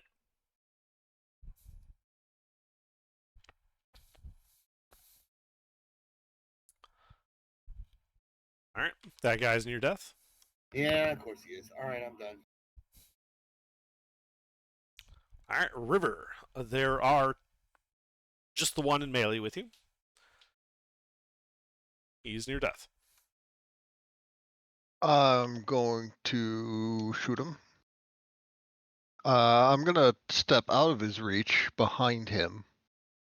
Behind him is Hebron. Like, Hebron's backed up that far. Ah, okay. I'll just step out of his reach behind me. Okay. Shoot him. Sharpshooter shot because funny. Well, he swings and misses. Hit. Does he have more than 18 health? No. He, in fact, has 3. Alright. Then I'll go find that other almost dead guy if he's in the other room still. Which almost dead guy? There's a bunch. Alright, closest one then. I don't Closest remember one which is one it the was. one. Closest one is the one by Giuseppe that's near death. Works for me. Hit.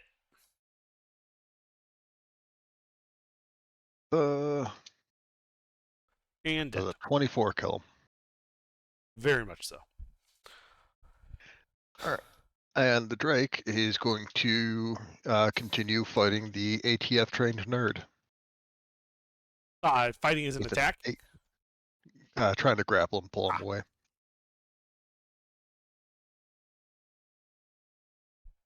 Defense wins. Oh, this guy really is ATF trained. Damn. Yep. That's my turn. All right. ATF. He's going to keep rolling that sphere forward, boinking it into Hebron. Hebron, deck save.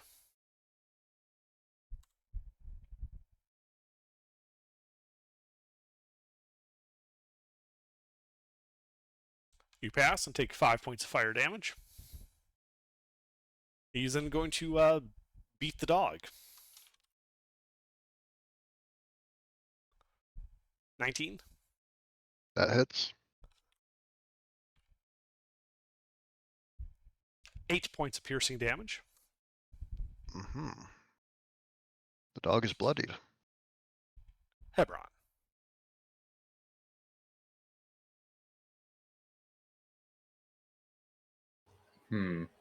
How fucked up is that priest in the back? Unknown. You didn't see him. Okay. Yeah, he's off to your right, like past the door, so you just don't have a visual of him. He's just been telling the ball just to roll forward the whole time. How many hammerers are there? There is the one near death hammerer to your left. I'll The first other attack him. Okay. The other hammer with the broken hammer ran off into that room with the smart guy. 12 versus the hammerer. To hit him, miss.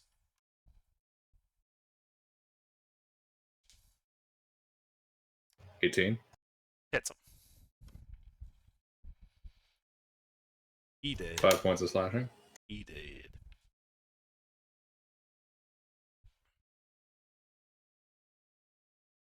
All right. That's second wind.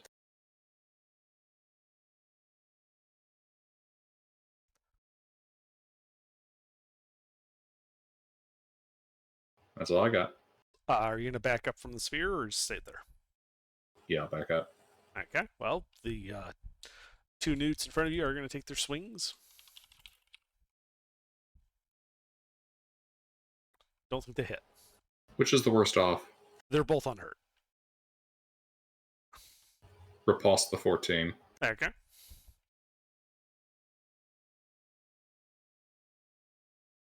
Yeah.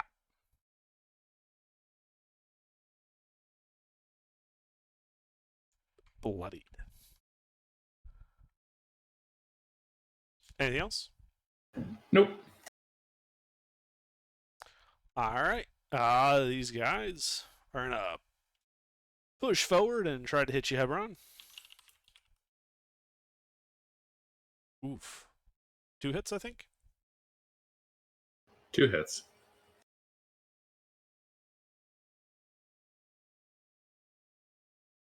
For 12 and 2 slashing.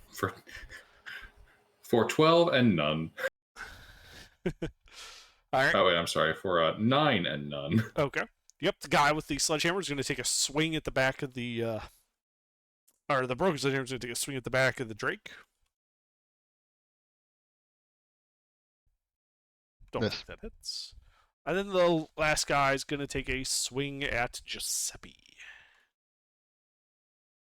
2 swings, but this is a 22 hit Giuseppe. Yes. 19. No. All right, he nicks you for 6 points of slashing, Ow. and it's your turn. All right. 6 more points. All right.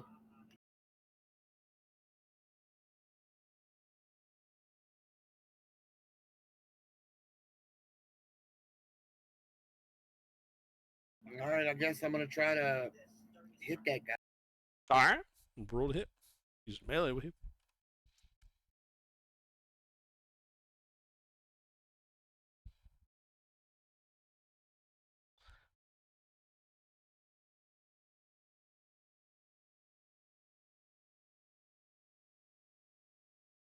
One hit.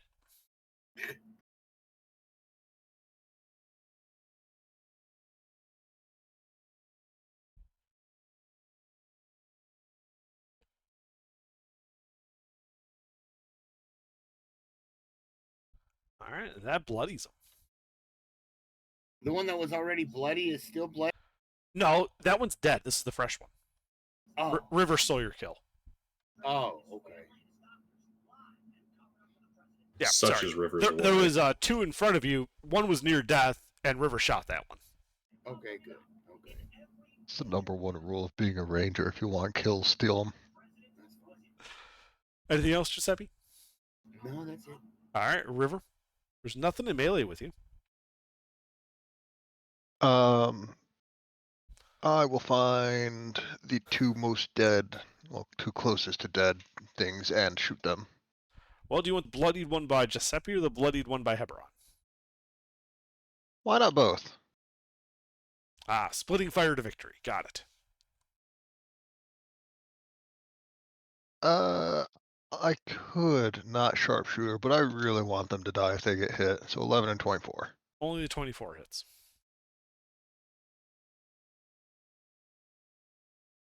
For another 24 damage. As you steal Giuseppe's kill again. And then the Drake's going to continue to try and grapple the ATF guy. He succeeds in grappling him. Alright, so he grabs him by the scruff of his neck, ducks, and backs out. Roll an he's attack going to opportunity try- from the guy with the stick, who's going to attempt to grapple the dog.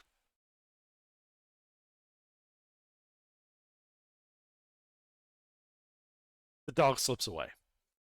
Let's say he can move 'Cause he 20 ducked. feet. Yeah, because he ducked. He can move 20 feet, so that would be 5, 10. That'd be basically dragging him over to the center of the room. He Alright. seems most unhappy with this. He should be, because he's all getting shaken. And then that is my turn. Okay, his turn. He's going to direct the ball now that he can see you. And since you're obviously directing this stupid mangy mutt, he's going to bonk it into you, River. Make a dex save. Oh no, whatever am I going to do? Die. That's what he wants, anyway. I don't think so. You passed. And take 6 points of fire damage. Distance makes that 3. That does bloody me, though. Let's see. It's his bonus action. Screw it. As his action, you can clearly see he's got a Morning Star. He's just going to use it to keep beating your dog.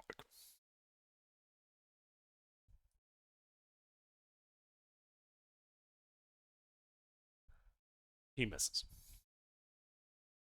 Hebron. All right. So who's left? So there are 2 fire newts in melee with you. One is bloodied. Right. I start with him. Okay. There's also the guy being grappled by the Drake, and then the stick guy who is still in the other room because he hasn't had a turn since then. That hits the bloodied guy in melee with you.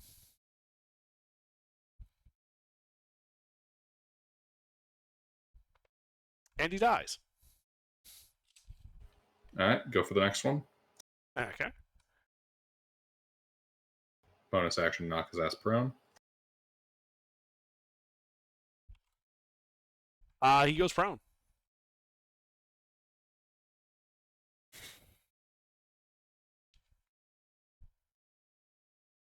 Right.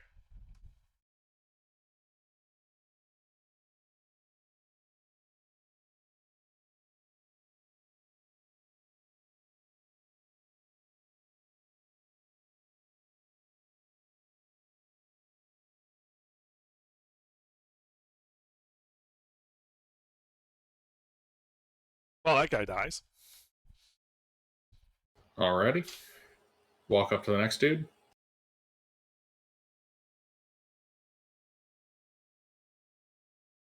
Is that the guy with the stick? That would be the guy being held by the Drake. Guy with the stick is in the other room. He's ways away. Careful with that Alright. one, Hebron. He's trained by the ATF. Alright, I'll walk past the guy with the stick, deliberately moving through his melee. You mean the guy being held by the Drake? The guy with the stick is the guy is in the other room, not present. Oh, yes, I walk past the guy being held by the Drake. All right. He turns and swings his Morning Star. He turns and swings his Morning Star at you. Wait, no, he doesn't.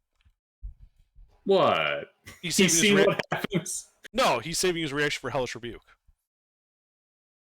Fair enough. Coward. Very I'll much walk so. into the next room. Okay, so yeah, you walk to the next room. There's this near death guy there with a stick with like a broken end on it. You know, I'm slightly amused by the fact that these guys are all focused on using fire, and I'm in a suit of shit that should like make very unpleasant. Yeah, I'm still doing great. Mm-hmm. They've all been pissed off at me with their hellish rebukes Yeah, for whatever reason. because you keep shooting the Possibly melee. imagine why. Well, you keep sniping at the spellcasters. Couldn't possibly imagine what I've done to upset them. It's all. Whereas I haven't tried fire breathing us more. But yeah, I'll walk into the next room towards the spellcaster. Or the guy with the stick or whoever the fuck he is. I'll be honest, it's because I forgot they had that ability. All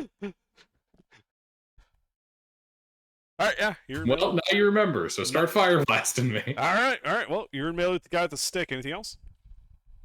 Nay. Guy with the stick turns and breathes fire on you. Deck save.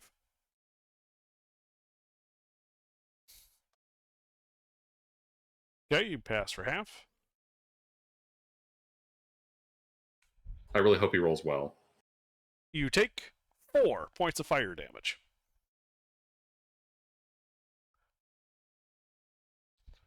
You know, just to communicate his inevitable destruction, I'm not going to raise my shield. I'll just take it. Okay.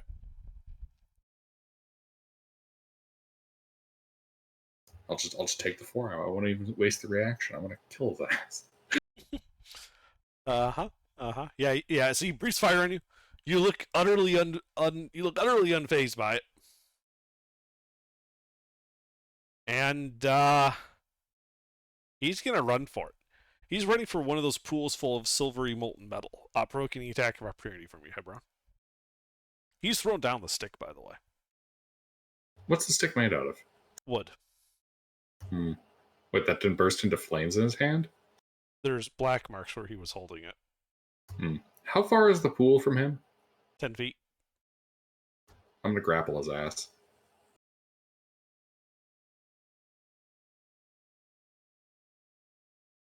You grab him. Specifically his ass. All right, that's it for him. Giuseppe. All right, what do we need? There is the boss man in the center of this room, and the stick guy in the other room. I'll throw it. I'll shoot at the boss man, I guess. All right, roll to hit. What are you shooting at him with? bow. Okay.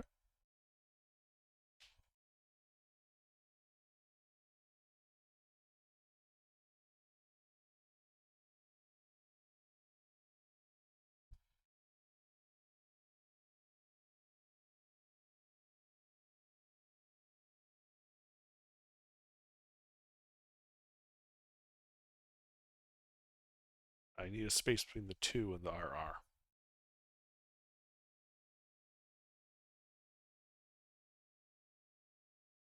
Alrighty.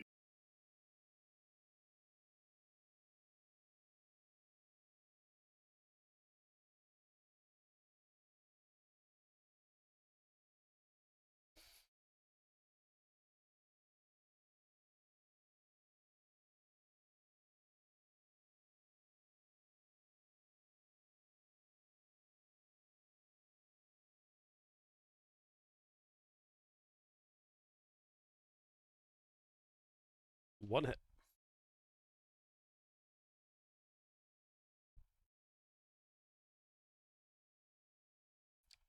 There is an ally in range if you consider the Drake an ally.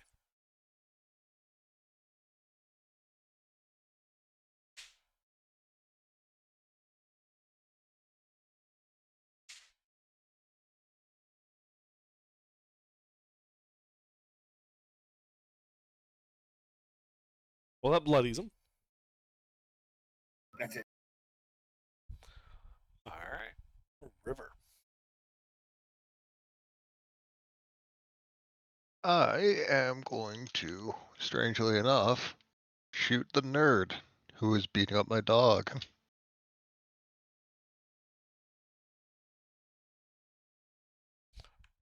You must take much offense to this. Yes, that crits him. 19 damage. As you blow him away. Wonderful. Next guy. Who's the... Let's go with the healthiest this time. So the only enemy is the stick guy that's being grappled by Hebron in the other room that you don't currently have a line of sight on. Can I use 35 feet of movement to get a line of sight on him? Yeah, it'd put you at the door and you could see him being grappled by Hebron. Near death. Wonderful. I'll take that shot. Sharpshooter because funny. Hit.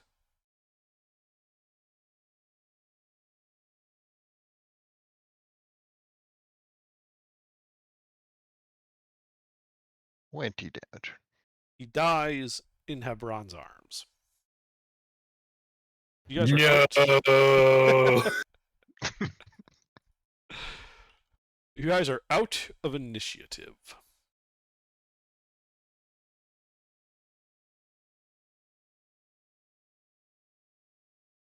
Alrighty. So you fought your way into these two southern rooms. Both have a heavy door set into the eastern walls. How deep are these puddles of silver? You can't see the bottom because they are opaque. So how would you test this? Can I just have my Drake dip a claw in and tell me? They Or are a about whole a egg? foot deep. Just trying to... Yes, you could, and you pointed that out. I'm like, yes, okay. Yeah, they're a foot deep. Okay. Comes out, his claw is coated in that silvery metal. Wait. Is this adamantine? It's funny enough you should mention that, because as it begins to cool, you notice that it goes from silver to this rather familiar blackish hue. Oh, yes. Yeah, that silvery metal is not silver. It is molten adamantine.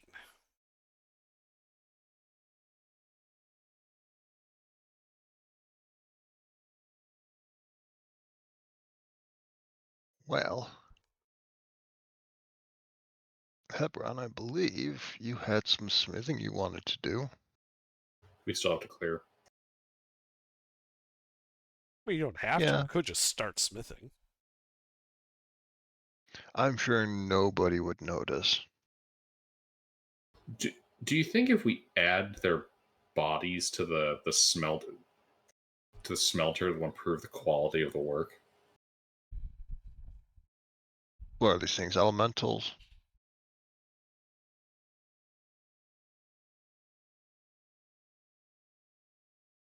You could make an Arcana check to figure out if you know that. Yeah, sure. Let's both do it. Independently thinking.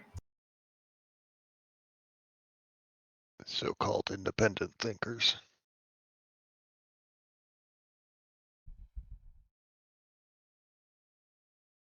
So both of you would know that elementals don't really leave bodies like this behind. So you don't think that they're elementals. They're obviously some type of creature, like critter, not a complete elemental being. Uh, would like planar creatures leave behind a body? Or would these be some Depends. like Some do, some don't. so they're more Maybe likely what, just from the material plane? Some kind of monstrosity? Well, what I mean by like, there are creatures who are physical flesh and blood and out in the plains that would absolutely leave a body. Pure elementals don't. Okay. Like a fire elemental, would evaporate in Okay. smoke. Water elementals turn into a puddle. There's no real body for them because they're made of Yeah, they're element. closer to a energy than a creature. Right. So that's what I meant by some planar creatures don't, because they're technically a creature while they're alive as elementals, but once they die, yeah, that energy's gone. There's no body. These left a body. And a 14 does not tell you whether or not these are planar creatures or just weird creatures native to the material plane. You don't know. Okay. Well, I doubt it'll make the metal more pure or really better in any way, but it might add a little more heat to the furnaces if they start dying on us. All right. Does it look like all the equipment is present for proper adamantine smithing? Yes.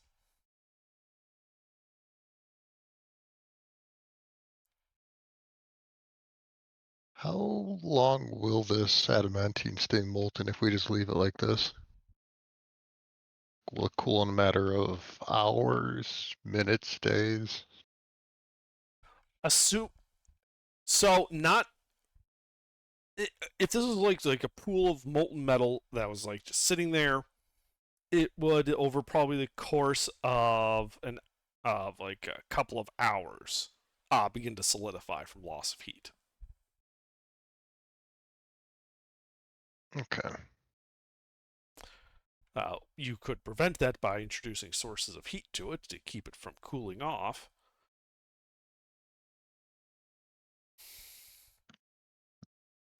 Uh, Yeah. I mean, I'll familiarize myself with the space. Okay. Yeah, I mean, there's 2 anvils in each room. The mill room has that crane access for ladling out molten iron. The southern room here looks to be primarily for like large scale adamantine projects, right? It's got more access to the molten adamantine. The southernmost? The southernmost one, yes.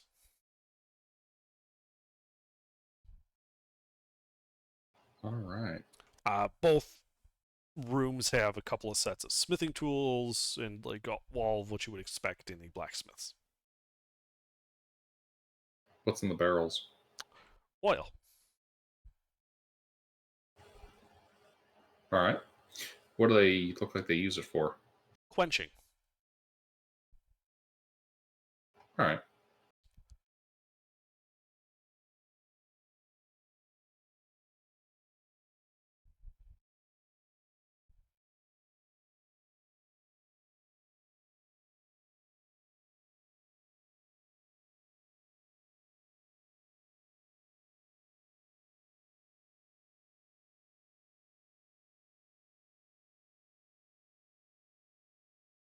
I think we can leave the room for a bit to clear out the next couple rooms. Just make sure we get to a dead end before we need to start hitting this back up. Yeah, let's take the immediate door to the east, The northern or southern one? southern. Okay. So you open it up, revealing a 5-foot wide hall that goes 60 feet. You can see it beginning to open up out onto one of the balconies overlooking the molten magma. There are 2 doors set to the north and 2 doors set to the south, spaced along the walls. Yeah, we'll check those out. Start with the northern 2 and then the southern 2. Okay. Alright, so you go to that first northern door. You just flinging it open?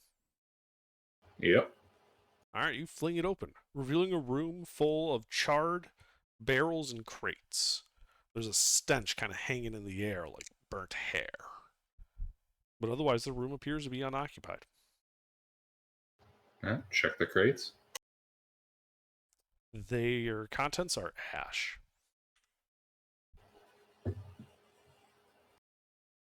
I'll sift through the ash. Only more ash. Alright, next room. Alright. You go to the other northern room. You fling it open, revealing another set of burned barrels and crates. The contents Sift. also ash. Alright. Bottom one. Alright, you go to the bottom one on the west, also ash. Bottom one to the east. Ash, but when you sift through it, there's like a little clinking sound, and you find yourself holding a ring. It has a bit of a Dwemer magic to it. Alright, we'll hang on to that for now. Okay.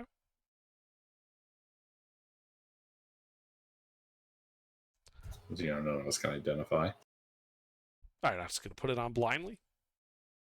No. Okay. That's when I find out it's like the magic ring of kidney stones. Yeah.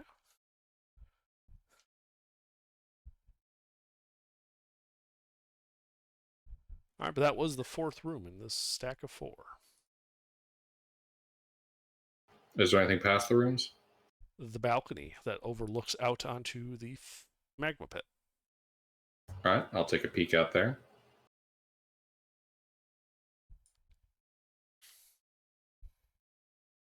Yeah, you can see to the north that there is another bridge. Hang on, I can update the map for you.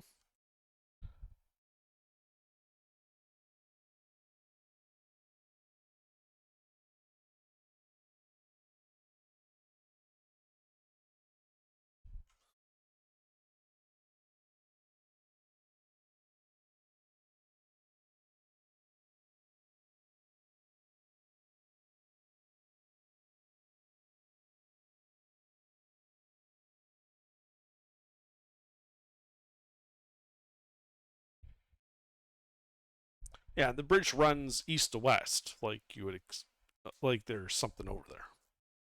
But there's no direct access as far as you can tell from this balcony. The only other thing of note on the balcony is on the northeast corner, there's a stool, a bucket, and a fishing rod propped up.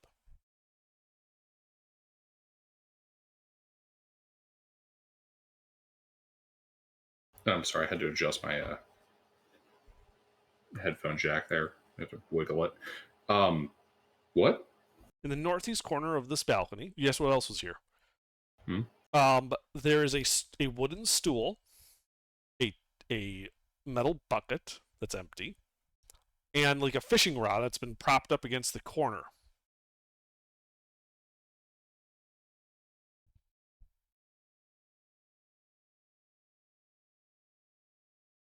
Hmm.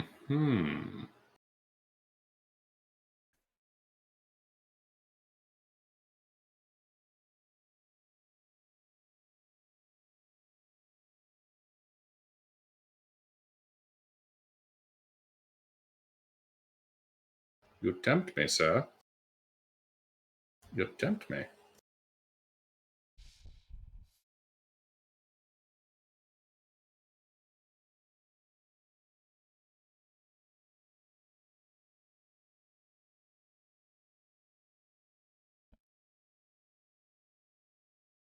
Yeah, I'll fuck around with that later.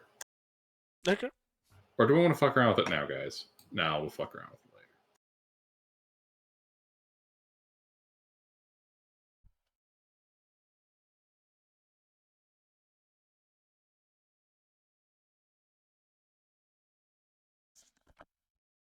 later. Yeah, I guess we'll head back around and go through the other door. Okay. So you go back around that other door, and you open it.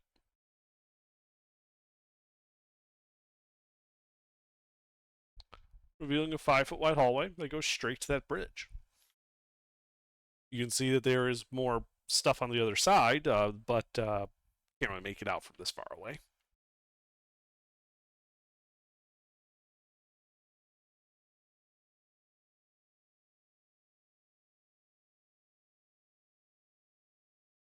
We shall. Yeah, hey guys, do you want to take another short rest? I mean, I could we use really it. need a Yeah. long rest.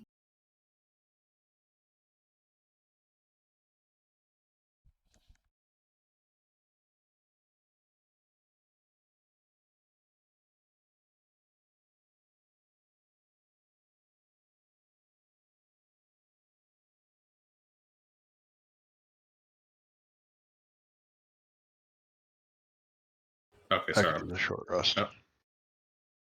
Sorry, I was having to be jiggling my cord again. What were you guys saying? I could use a short rest. Mister needs a long rest. Yeah, I'm out of spell slots. How long till the end of the adventuring day?